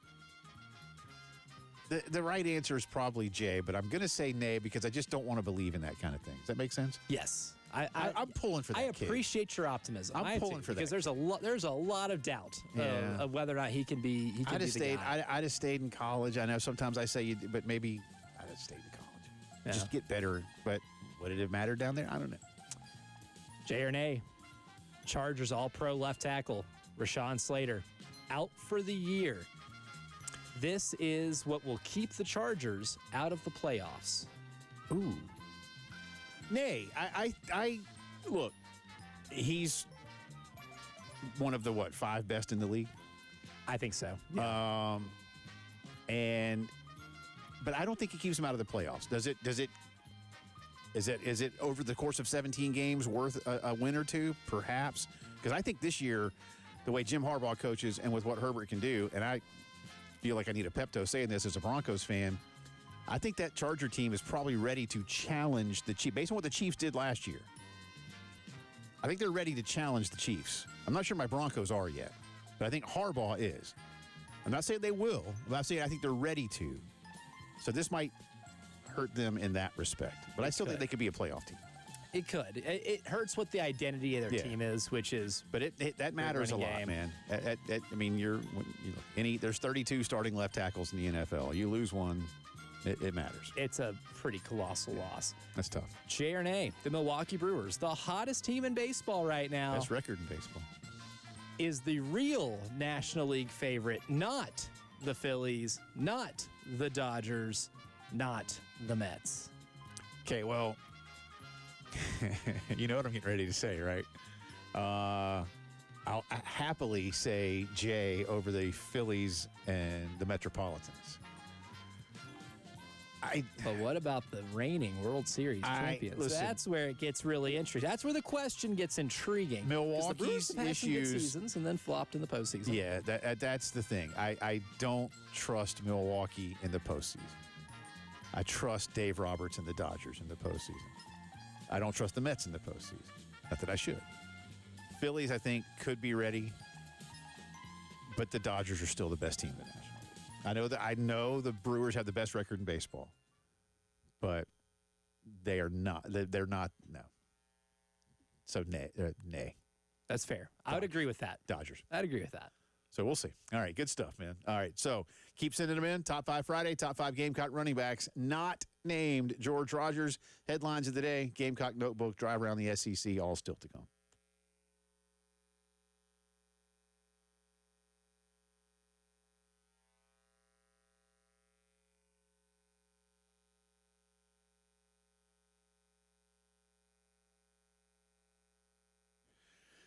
Cato's Power Equipment, ready to make sure you have everything you need to keep your yard looking good all the time. All of this rain is going to mean a lot of growth here for a while. And once it warms up again, man, some of these things are going to be shooting up. Make sure you're ready to tackle the yard, no matter what it is that you need to get done, whether it's cutting the grass, keeping those hedges nice and trimmed. Maybe you got some tree growth, time to go get you a new pole saw, chainsaw, whatever it is. They've got it for you right now. Are you in this business for a living? And you're going to be even busier here pretty soon. Or you kind of finally realize, man, some of that stuff I have is just old. Well, you can either replace it or get it into the service department to get it nice and tuned up. Because, again, we're going to be busy with yard work here in the very near future. Love what they've done for me and all my great new Toro equipment. I know you will, too. Family owned and operated since the 1980s, 4012 West Beltline Boulevard, and always online with the latest intel at catospowerequipment.com.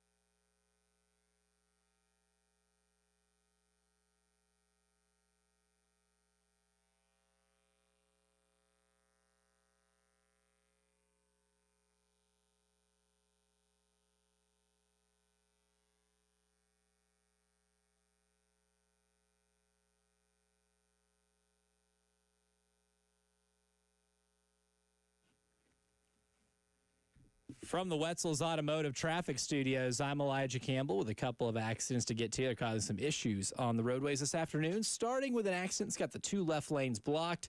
That's on I-20 westbound at Monticello Road near exit 68, and it looks like a pretty significant traffic backup. Avoid that if you can. We also have accidents on Clemson Road at Rain Road, North Springs, and 77 northbound.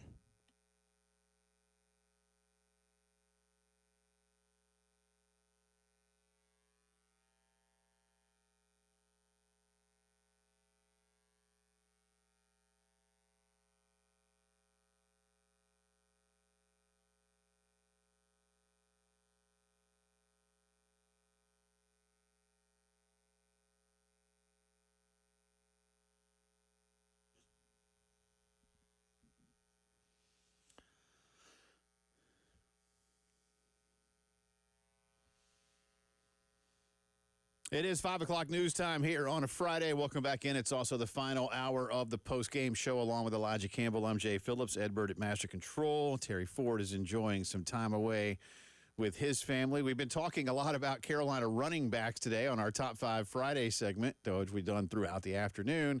And today, maybe one that'll be on a future list of Gamecock running back greats, but it has just come down that Amari Thomas, a 4-star running back from Blountstown, Florida, has committed to South Carolina this afternoon. He was recruited by Gamecock running back coach Markel Blackwell, and our buddy Wes Mitchell says that he has chosen Carolina over Florida State, where he had once been committed, Georgia Tech, and Colorado. Also had offers from Kentucky, Florida, Miami, Mississippi, Illinois, Louisville, West Virginia, Mississippi State, Auburn, NC State, and Virginia Tech. They have been working to flip him for quite some time. He's 5'10", 190-pounder, took his official visits back in June, decommitted from FSU in July, and says South Carolina should be a playoff team. They should have gotten in last year. I loved the official visit. Again, Rivals has him as a 4-star. He is the number 184 overall prospect in the country and the number 18 running back in the 2026 class. He is also considered a top 25 prospect in the state of Florida. Other services don't have him quite as high, West says. But again, big offer list. Lots of SEC schools on there. The 2 big local, really the 3 big local schools inside his state. And you would imagine if FSU, Florida, and Miami offered, that UCF did as well. National champions, you would 2017. That's right. Another good get, and this puts Carolina's been in the top 20 the last few weeks, Elijah. But this is, this is their guy, because we've been reading about this kid for a little bit, and as Wes said, that they were working to get him away from FSU. This is somebody that they really honed in on. This is who they wanted, and they've got him now. Yeah, hey, anytime you get your guy, that's the most important thing, right? Like, we can talk about stars and where they're ranked and where they're from all day. When you get your guy, and this is clearly, like you mentioned earlier, a pretty big effort from the coaching staff to get him on the roster. Sometimes your guy that fits your scheme, fits what you do, and is somebody that you identify as somebody who is a great fit, matters just as much as talent sometimes, right? We see guys all the time who are maybe outside the top 100 or who are 3-4-star players that maybe don't have that 5-star label that are still really good if they're in the right position. And this does count for your blue chip ratio. It's good. 4 stars considered blue chips. So that's for the Bud Elliott on 3, Cover 3 podcast. Yeah, CBS has his blue chip ratio. South Carolina awfully close to getting to that, like, consistent playoff team threshold. Yeah, he had that but maybe a month ago is when that came out, give or take. But he mentioned that Carolina and Mississippi were the 2 schools of those that are already on his list with the certain number, which is 60%, I think is what it was. He said Carolina and Mississippi are the only 2 schools in the foreseeable future that can get into that current crop of schools. Yep. That nobody, and I was like, wow, nobody else is close enough. But it takes so much time when you're talking about such large rosters to get that kind of percentage to flip your way, unless you just Unless you inherit a program that already does that. Like Kalen DeBoer at Alabama doesn't have to bend over backwards, right? You still got to put in the work in recruiting. You still got to build the relationships. But that's very much still a thing. If there wasn't a school, then let's just take, I don't know, let's just take Kentucky. If Mark Stoops were to go out and just get like 15 5-stars, even then, as a percentage of his roster, is that going to do it? It's going to vault you up, but even that might not be enough, right? And you're not going to get 15. Nobody gets 15. You're right. Heck, some years there's not 15 5-stars. That makes up like half. Yeah. So of the, I'm just I'm being that way, to hyperbolic to make a point, but again, good get for South Carolina. Doesn't change their national or conference ranking right now. Gamecocks still 17th in the country, but 4-star Amari Thomas from Bluntstown, Florida, chooses Carolina over Florida State. It's a big win. Take that, Mike Norvell. Yeah. First it was Malik Clark. Now it's Thomas. That's right. So take that. The Cruton continues. NFL last night as we get into a full slate of action. And again, if you're betting on these games. Well, if you're betting on these games, as I say, the gambling hotline will call you. That's right. Usually they're not the ones doing the calling. They give you the number so you can call and self-report. However, this would mean there are more dire situations at hand. But as Elijah mentioned in the last segment, Andrew Richardson hurt as Baltimore beats Indianapolis. That's the Ravens beating the Colts, not the Colts beating the Colts. You're not old enough to know that the Baltimore Colts used to be a thing, are you? Well, the internet does exist. It does. And there was a really good 30 for 30 about that. You did know that. Oh man, I was. That was like the first 30 for 30. I was like 13 or 14 when that happened. I think the first ESPN 30 for 30, I think, was about the Colts leaving Baltimore in the middle of the night in Mayflower trucks. Bob Irsay, Jim's daddy, who was a big time air conditioning company guy in Chicago. He didn't even live in Baltimore. I wonder how they got the RCA sponsorship for that dome. Anyways, Baltimore beats Indianapolis. Philadelphia over Cincinnati, 34-27. The Raiders beat the Seahawks. Or that was a tie? A tie? They tied. A tie? They tied. Ties are acceptable in the preseason. I'll accept that. No, it should never be a tie in football. I will concede. Soccer. I'm fine with them in soccer's regular season, but I'm not fine with the football ties. Anyway, tonight, Detroit will be over in Atlanta. Washington visits New England. And, again, some of you may be headed up to Charlotte to see the Panthers host Deuce and the Browns. Deuce is not playing. Can they suit him up? That might help. It would help. And having seen Deuce recently, you wouldn't be surprised if he could pick up 5 yards on a draw play. My man looks good. He could probably still hit you. He just might not want to anymore. At this point, he might be getting a little too old for it. Let's see. This weekend, your Saints and Spencer Rattler will take on the Chargers, who you mentioned just a minute ago. My Broncos will be at San Francisco, taking on Michael Haney and David Cloninger 49ers. Man, I feel like the Saints play the Chargers in the preseason every year. I know it's not every year, but a lot of years. That's like a common preseason foe. They might have met in the preseason more than they've met in the regular season in the last 10 years.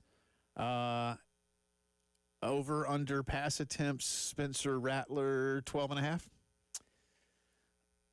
I'll go over. Okay. You need sample size here. You got to see what you got in these two guys. And apparently Tyler Shuck has been just horrific in camp. I hope this makes you feel better. The Saints are favored on the road. If you can tell by the tone of my voice, I've never been more excited. I'm ready to hang the banner right now, Jay Phillips. Let's see. Denver, by the way, Denver is favored by 6.5. I bet you've never felt better. Yeah. Which means you're going to... Panthers are favored by 6 tonight in preseason football. God bless the people who are putting lines on preseason games. Speaking of preseason, LSU today, I don't want to hold this till the drive around. We may re-mention it, if you will, but Brian Kelly came out today to make sure everybody knows, and he did say this, and I threw it on my Twitter feed. He did say, amongst other things, we didn't amputate his leg.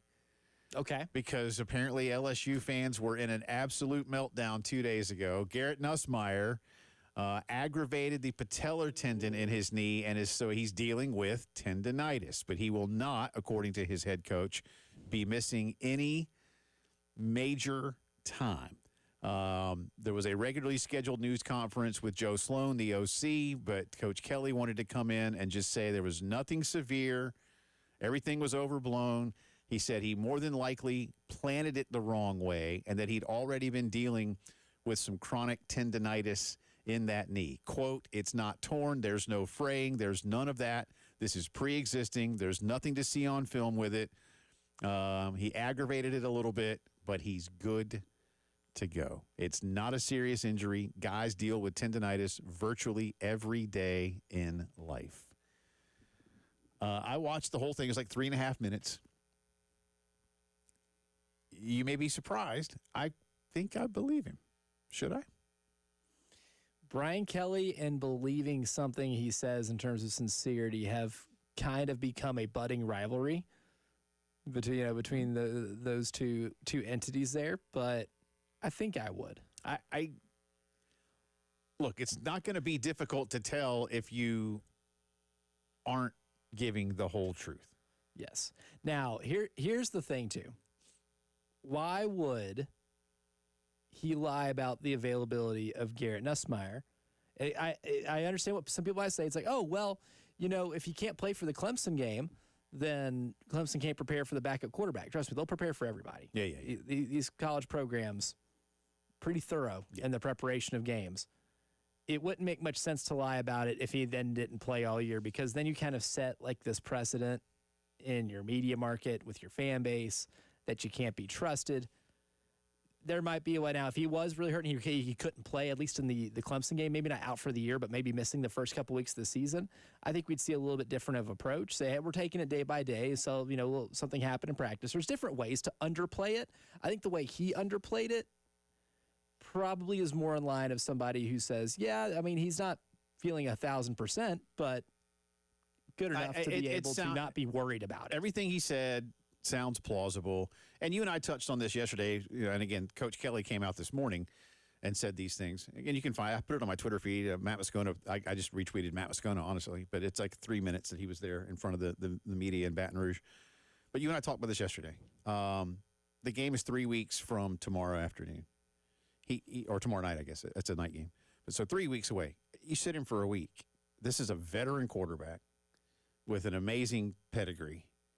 If he doesn't go out and do anything physical for a week, even 10 or 12 days, if really you didn't bring him back into the full fold until it was time to ramp up for the full week of Clemson prep, he's fine. Yeah. He's fine. It's not like you need to see more Garrett. Yeah, you know what, 4,000 something yards, man. You know what this kid is. He's fine. It's not quite like the level, but it's a similar thing like with the Cleveland Browns. Like Joe Flacco doesn't need to play tonight. You know why? You've got like 15 years of sample size, man. If you haven't evaluated Joe Flacco yet, which it would be the most Cleveland Browns thing ever to have a quarterback within your division, and you just have no idea what the guy is despite him beating you for a decade. Right. If you don't know what Joe Flacco is at this point in time, then you probably just haven't been paying good attention. So good luck. But Garrett Nussmeier, tendonitis, and his head coach says he's going to be fine. The Atlanta Braves won last night, came from behind to beat the Florida Marlins. Or the Miami Marlins or the Florida Marlins? They're the Florida Marlins in my heart. Okay. I don't even know what they are. 8-6 was the final score last night. They'll do it again tonight in Atlanta as Bryce Elder back on the hill for the Braves, former All-Star. He's 4-8 with Thank you for the emphasis on the former. 4-8 with a 6.03. Former All-Star. How do you ever win 4? Edward Cabrera goes for the Fish, 5-5 with a 3.24. And finally, not a Dontrell Willis night. Interesting. Speaking of the Brewers, you might have seen some of this now. Pat Murphy the other night pulled a pancake out of his pocket. Sounds like a magic trick. Yeah, that's disgusting. And started eating it on camera with a reporter. Well, now the Brewers are going to be selling Murph's Pocket Pancakes the rest of the season at the ballpark. You know what it reminds me of? It's that scene in Napoleon Dynamite where he's sitting in class and he's eating tater tots out of his pocket. Right. And the guy behind him said, "Napoleon, give me some of your tots." "No, get your own."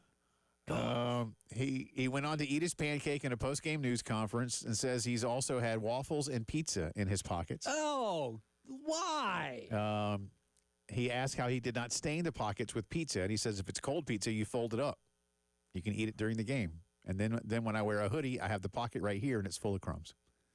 Or you could just eat it at home later, man, or eat before. He's hungry during the game. Well, that's... He's hungry. So there you go. That's but you can now buy Murph's Pocket Pancakes if you head to a Brewers game in Milwaukee the rest of the season. You should pass. It's our headlines of the day brought to you by Integrated Media. We have our Top 5 Friday today. Top 5 Gamecock running backs not named George Rogers. And we'll have the Gamecock Notebook when the postgame show returns.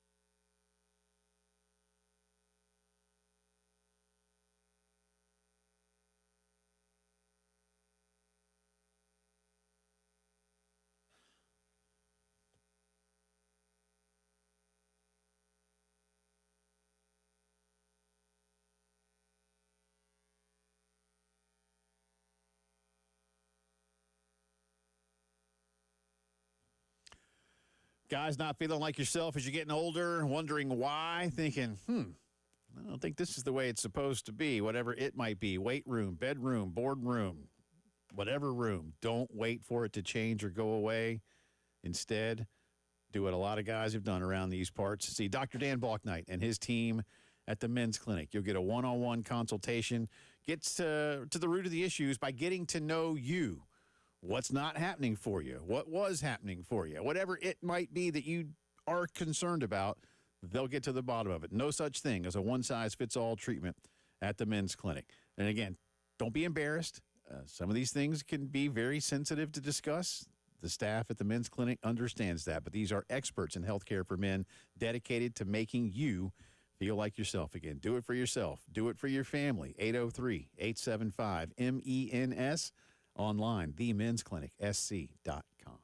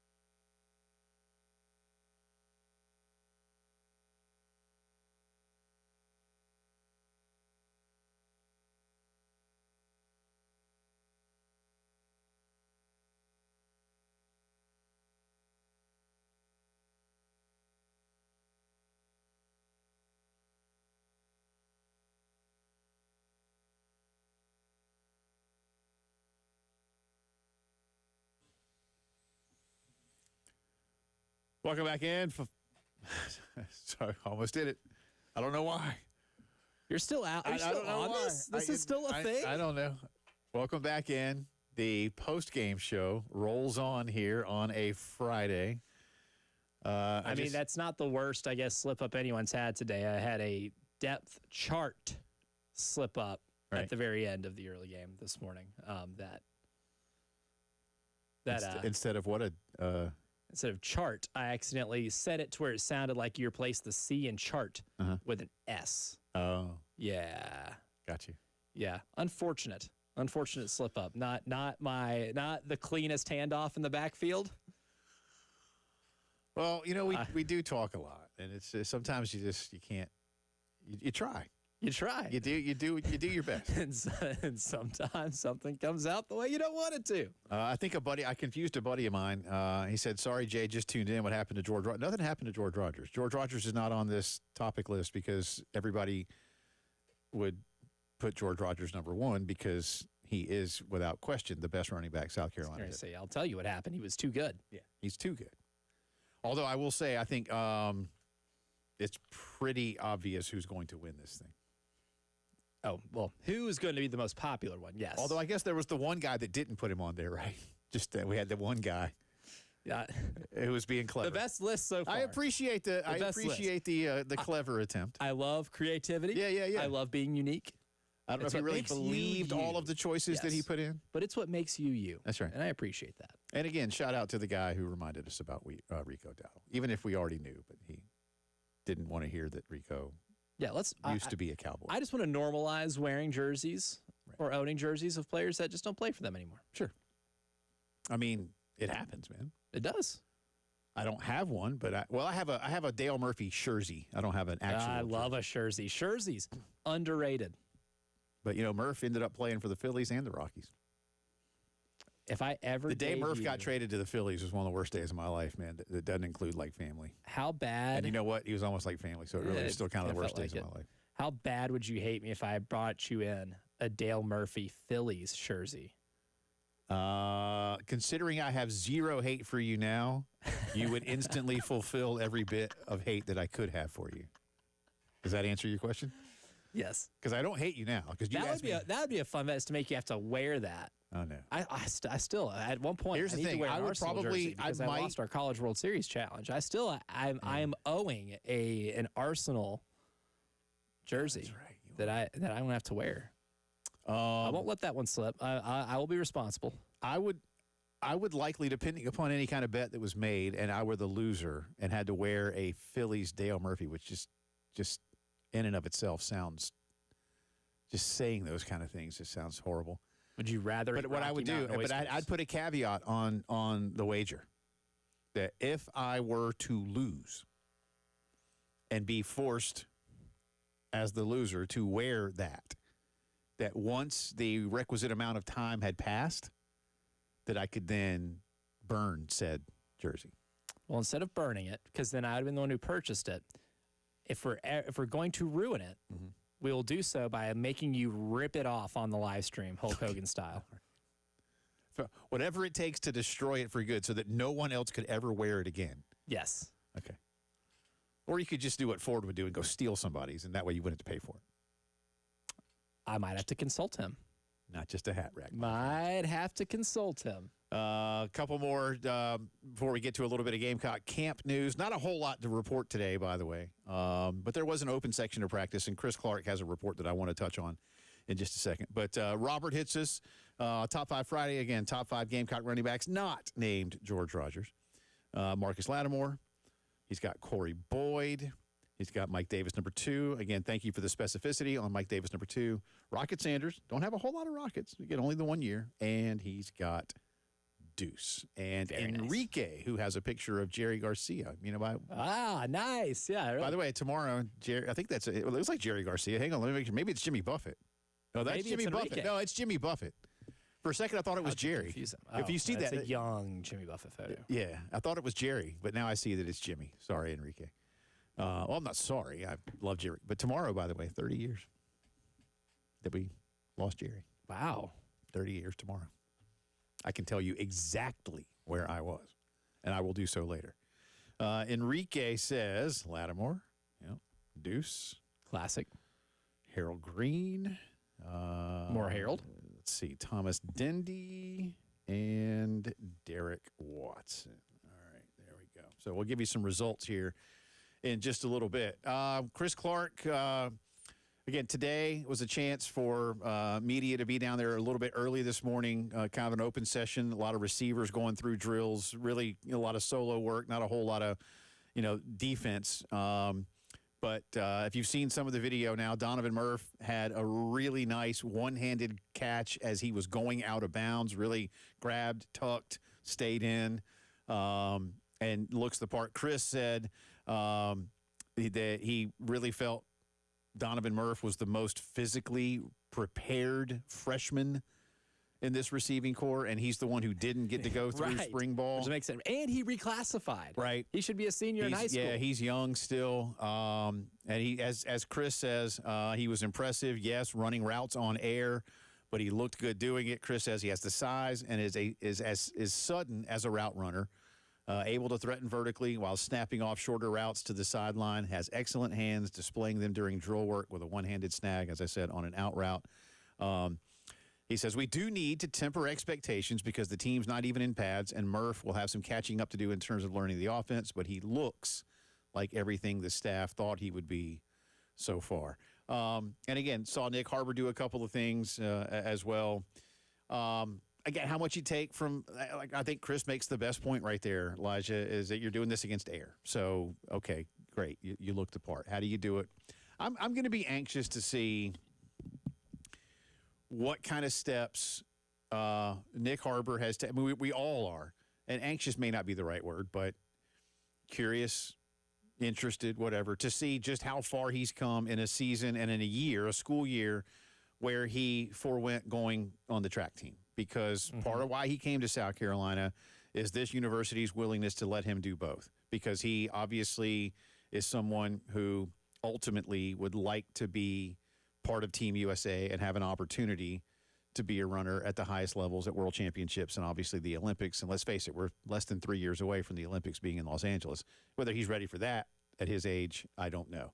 I mean, let's face it, those dudes are grown men, and they have been doing it a long time by the time they're Olympic sprint. Yeah, they're like pro sports or pro athletes in any other sport. So, nevertheless, he's not running track this year.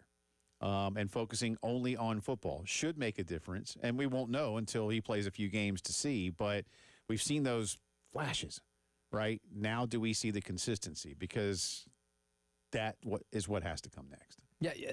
The flashes came kind of when the rest of the offense got it together, like when Lenoris really got it together, right? I think you saw that play in Tuscaloosa when they were playing Alabama, where he is able to position himself where only he can catch it. He jumps, makes this catch, gets the foot down in bounds. That's the only requirement in the college game, and was able to make a fantastic play, crucial to getting South Carolina within striking distance of Alabama.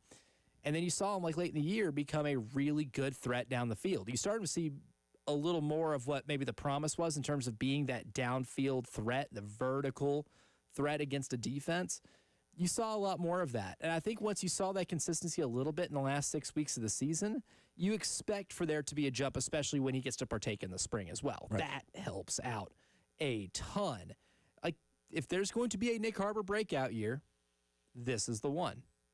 Do they want, I mean, I look, I get just a few seconds here, but, last year we talked a lot, Josh Simon, the easy button, and your leading receiver, if you will, in terms of catching the football, your leading pass catcher. Do they want that again from a tight end? Would they rather have it be a wide receiver? Does it really matter? I think those are interesting questions that we might not have answers to. Well, if Nick Harbor is that easy button, that means he's doing it all three levels of the defense too, within 10 yards, within 10 to 19, and then 20 plus. It's really hard to have an easy button just 20 yards down the field because there's such low percentage throws in general, no matter who the quarterback is. But if Nick Harbor becomes that easy button, it's either the offense is one-dimensional, they can only throw the ball downfield, or he's doing it at all three levels. Top 5 Friday, drive around the SEC, and the latest again on a big Gamecock recruiting get. You're listening to the postgame show.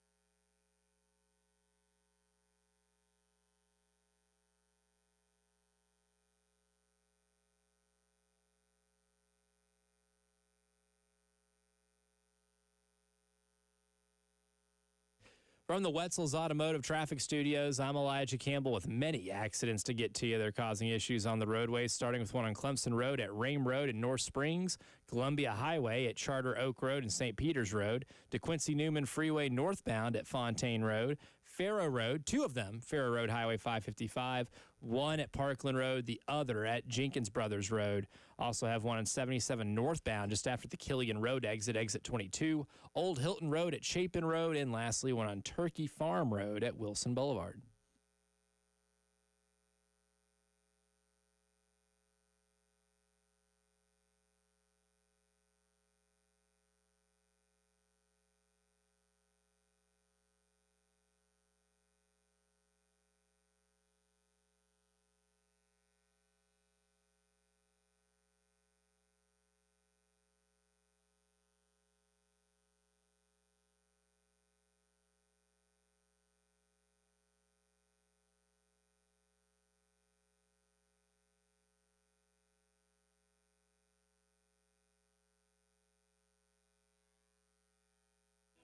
It is Drive Around the SEC time. Welcome back in. Jay and Elijah with you.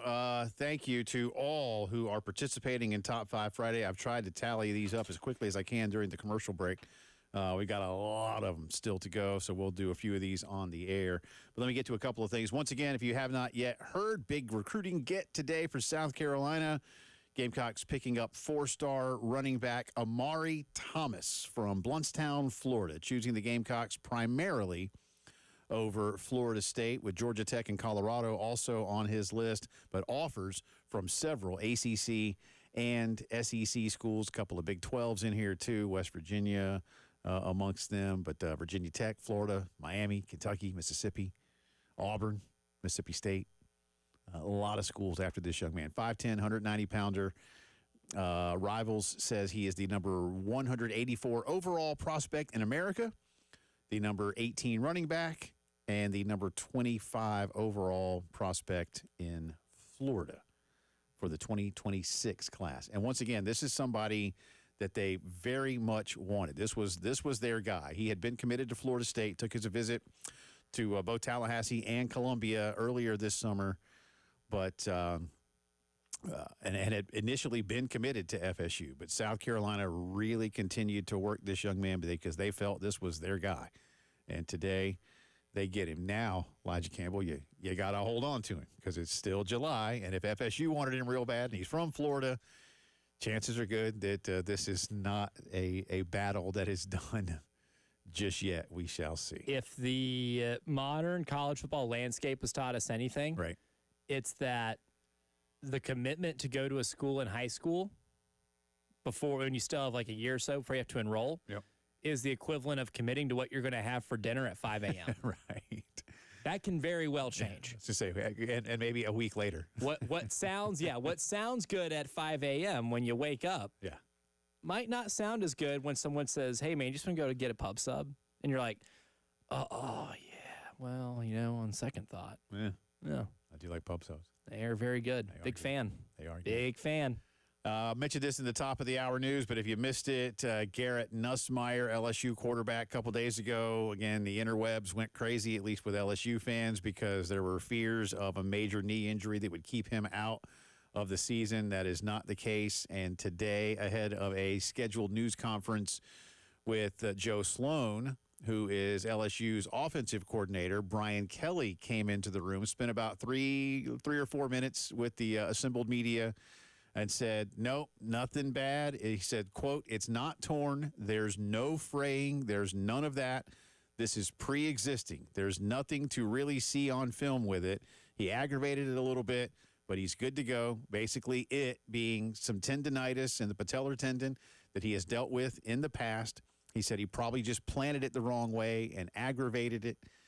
He expects, does the head coach, to have Nussmeier back out at practice very soon. He said it's not a serious injury. Guys are dealing with tendonitis virtually every day in life. And he even added that the injury ranks, I guess, I don't know if the Brian Kelly scale is medically accurate, Elijah Campbell, but Kelly says Nussmeier's injury ranks a 1.5 out of 10 Why is it not a 1, Brian? in terms of severity? Why is it not a 1? Or a 2? Do you round up? Why is it not a 1? Doing the shoulder shruggy guy. Is he telling us something without telling us something? Time to read between the lines. This is where the experts come in. This is where the language experts come in. Yeah. So, but in all Conspiracy seriousness, theorists, we need your help. I watched it.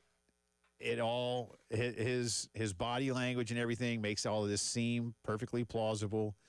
But even if it's a little more severe, now again, there's certainly a line that can't be crossed in terms of severity. But if it's not that big a deal, the game is 22 days away.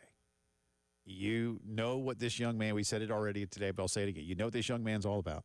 He gave you 4,000 plus yards last year. His importance to you and his prowess are fully, these are facts. Yes. Right? These are facts, not opinions. If he needs to not practice for a week or two, I don't think it matters. I really don't. If you can get him going when you start regular game prep a week out, that's all you're going to need. That's all you need. Yes. I mean, you can put him on a bike or you can put him in the pool and get his cardio going so he's not getting out of shape, if you will, because that's certainly part of what happens in August. I'd put him in those little things they put Han Solo in. Yeah. Star Wars. Absolutely. Carbon freeze. Back, yeah. He's encased in carbonite. He should be quite well protected. That's my That's me being R2D2 agreeing with you. Thank you. Appreciate that. Like that?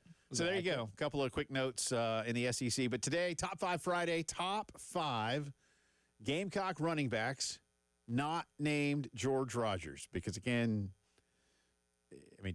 look, there's one guy that's on everybody's list, too, save for like 1 or 2 people. But George, I guess, as Elijah says, we all know, George is on his own incredibly well-earned tier of Gamecock greats. Yeah. So it's not that we're excluding George from this. It's that everybody knows George is going to be there. He's excluded out of reverence. Yeah. Because he is in his He's George Rogers category. Man. He's George. He's just Big George. I mean, to 90+% of the people around here, hey, remember Big George? Yeah. How could you forget Big George? Yeah. So there you go. All right, let me get to a couple of these on the Twitters. Got some good ones here that we haven't gotten to yet. Let's see. Chris says Brandon Bennett, Marcus Lattimore, Deuce Staley, Kevin Harris. Love the Kevin Harris mentions. Yeah, Kevin's getting some love. That's good. Will says Lattimore, Bennett, Davis, Deuce, Corey Boyd. Albert gives some commentary. Deuce Staley, number 1. Enough said, he puts in there. 2, Marcus, injuries were unfair. Amen, brother.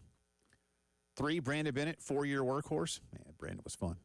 I like the accounting for longevity. 4, Derek Watson, home run threat every carry in 2000. Yeah, had a 1,000-yard season. And 5, Kevin Harris, best running back in college football in 2020. All right.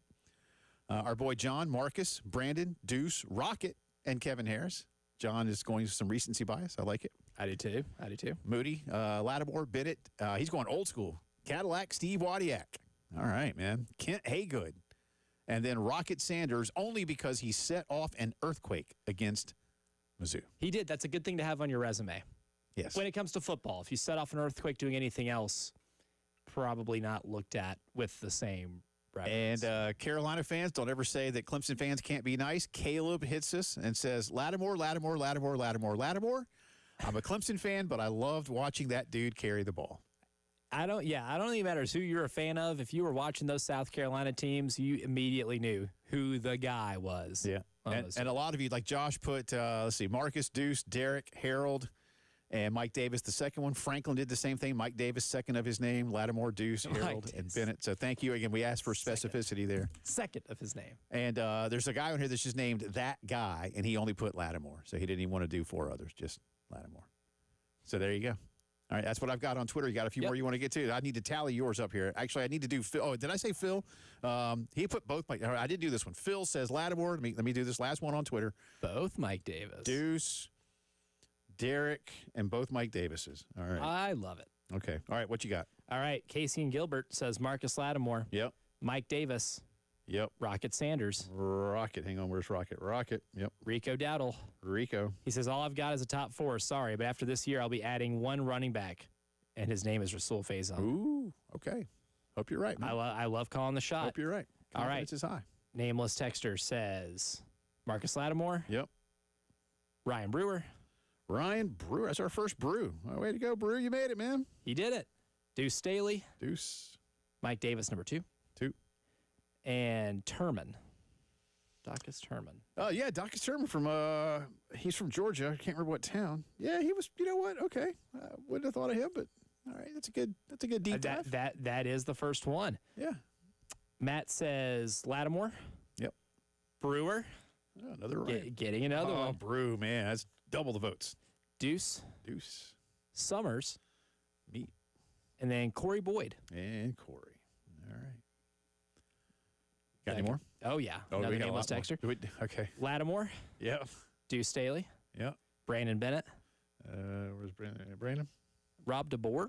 DeBoer, okay. That's the first one. Yeah, DeBoer had some years, but it's been a while. But yeah, that was back in the early 90s. And then Corey Boyd. And Corey. And then we can squeeze Mitch in here. No, we DeBoer cannot. played a little It's- baseball, too. No, Yeah. cannot squeeze. We'll get Mitch All in right, after Mitch. the break. No, we can't. Do we have time? Oh, no, we need to hit a break. All right, we'll tally these up, give you our top fives when the postgame show returns.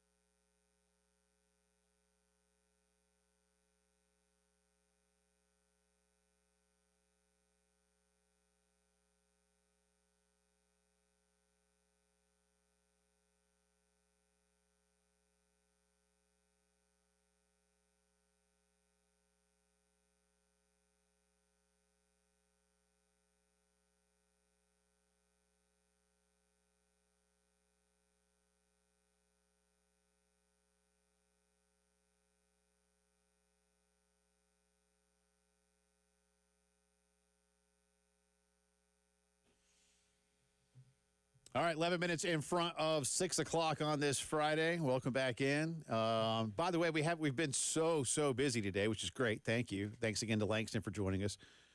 Yesterday was National IPA Day. Yes, it was. And we did make mention of the fact that Elijah Campbell has been kind enough to volunteer his services to co-host with me for 3 days this week, now that we're not working together on a daily basis. Of course, he's doing the morning show now. But I said, I'm not going to let you just volunteer. I'm going to pay you in beer. So if you want to, once again, just tell everybody what you requested. We don't mind free plugs for everybody. It is, yes, because we love beer, and beer loves us. That's right. So here's what we got. Here's how we divvied it up. So got 6 Pernicious from Wicked Weed here. Got 6 of the Sycamore Mountain Candy IPA. One of my favorites. Very underrated. It's very good. Got 6 of the Noda Brewing Company. Yep. Can't read anymore. Hop, Drop, and Roll. Really IPA. good. And you've not had that one yet. I have not. So This will be a first try. And let me tell you, it's when I say it's hoppy, man, it's hoppy. Good. It's good. That's why I like it so much. If you call it Hop, Drop, and Roll and it's not hoppy, I would call you a liar. It hits you. It's good. All right, and they are not liars over there in Charlotte. From Savage Craft, Galaxy Banger, a hazy IPA. Very good. Big fan of those. And we had to get some local in there, right? And that leaves us 2 because the Galaxy Bangers are pint cans. They only sell 4 of them. So I told Jay, give me 2 wild cards. The first one, the Sweetwater IPA. Very lovely. One of my favorites. Fantastic on tap, too. So Most all these are. Yeah. And then one I have also yet to try, not completely local here, but not too far, still in the same state, is Hop Art IPA. And that is from Coast Brewing in Charleston. That's right. So good stuff. Enjoy, sir. And thank you for doing this. Thank you for picking this up. And I look forward at least to the 2 that you've never had. Yes. I look forward to your reviews, but especially Hop, Drop, and Roll. I think you're going to really like that one. And I'd already gotten Elijah Automatic IPA from Creature Comforts in Athens about a month ago. Chef's kiss. That's one of my. I mean, it vaulted. It's like a Casey Kasem, it's like vaulted to the top of the charts when that came out for me, man. So, okay, you want to give yours? Top 5. I'll let you go first. Okay, I'll go first. Number 5. Don't tell him I said this until I do. Deuce. I won't tell him. Your secret's safe with me and everybody else. I can hear him now. Jay. 5. I'll say, at least you made the list, man. Yeah. No, Deuce is number 5. Tell him he's lucky. Mike Davis, number 2, is number 4. That's fun to say. That's a hell of a sentence right there. Brandon Bennett, number 3. Brandon's always going to have a soft spot in my heart because he was Carolina's star tailback when I was in college. Number 2, Harold Green, because Harold Green was so bleeping good on those teams in the late 80s. And, yes, the number 1 for me, as for many of you, is Marcus Lattimore. Tough one to make. I saw Clarence, when I was a little kid. And Carolina's been blessed with some really good tailbacks. Yes. They really have. Good tailback school. And once Elijah gives you his 5, I'm going to tell you how many of those Carolina tailbacks got votes, because it wasn't just 5. Now, mine, I just solely for the purpose here, just these guys were around in my lifetime. So just guys I got to watch play. So Marcus Lattimore, number 1. Yep. Deuce Staley, number 2. Yep. Kevin Harris at 3. Okay. Rocket at 4. Okay. And then Corey Boyd. Corey Boyd. I loved Corey. Corey was good, man. He was. I mean, again, it's almost like start, bench, drop. You only get to pick 5. Like that guy that tried to cheat and put 7. Like, nah, man. Tried to pull a fast one. Assumed that we can't count, which wouldn't be the most unfair assumption. Can't do that. 27 different Gamecock running backs got at least a vote. And 1, 2, 3, 4, 7. So 20 got multiple votes. And which means the odd man out, number 6, would still have received a lot of votes. Yeah. So now here's the top 3 honorable mentions, if you will, are Corey Boyd, Derek Watson, and in somewhat of a surprise, Rocket Sanders. So those are your top 3. Those are basically 6, 7, 8. The push for Rocket came late. Number 5, as voted upon by you guys, Harold Green. Number 4, Mike Davis, number 2. Number 3, Brandon Bennett. Number 2, in our hearts and in his name, Deuce Staley. And number 1, Marcus Lattimore. So there you go. So as you guys voted, Marcus, Deuce, Brandon, Mike, and Harold. Very well done, and again, gang. 27 different guys got votes. I love Top 5 Fridays like this. This is fun. This is a good one. This is maybe the most interactive that we've had. Thanks to all of you. Thanks again to Langston for joining us. Ed Bird, great work all week. Thank you, sir. And again, Elijah Campbell, thank you for what you did. Enjoy all of this. My wife's birthday is on Sunday, so happy early birthday, honey. Happy birthday, Miss Phillips. Hope that I get you something. The rest of you have a safe, may not be a stolen jersey. You never know. safe and enjoyable weekend. We'll see you Monday. You never know.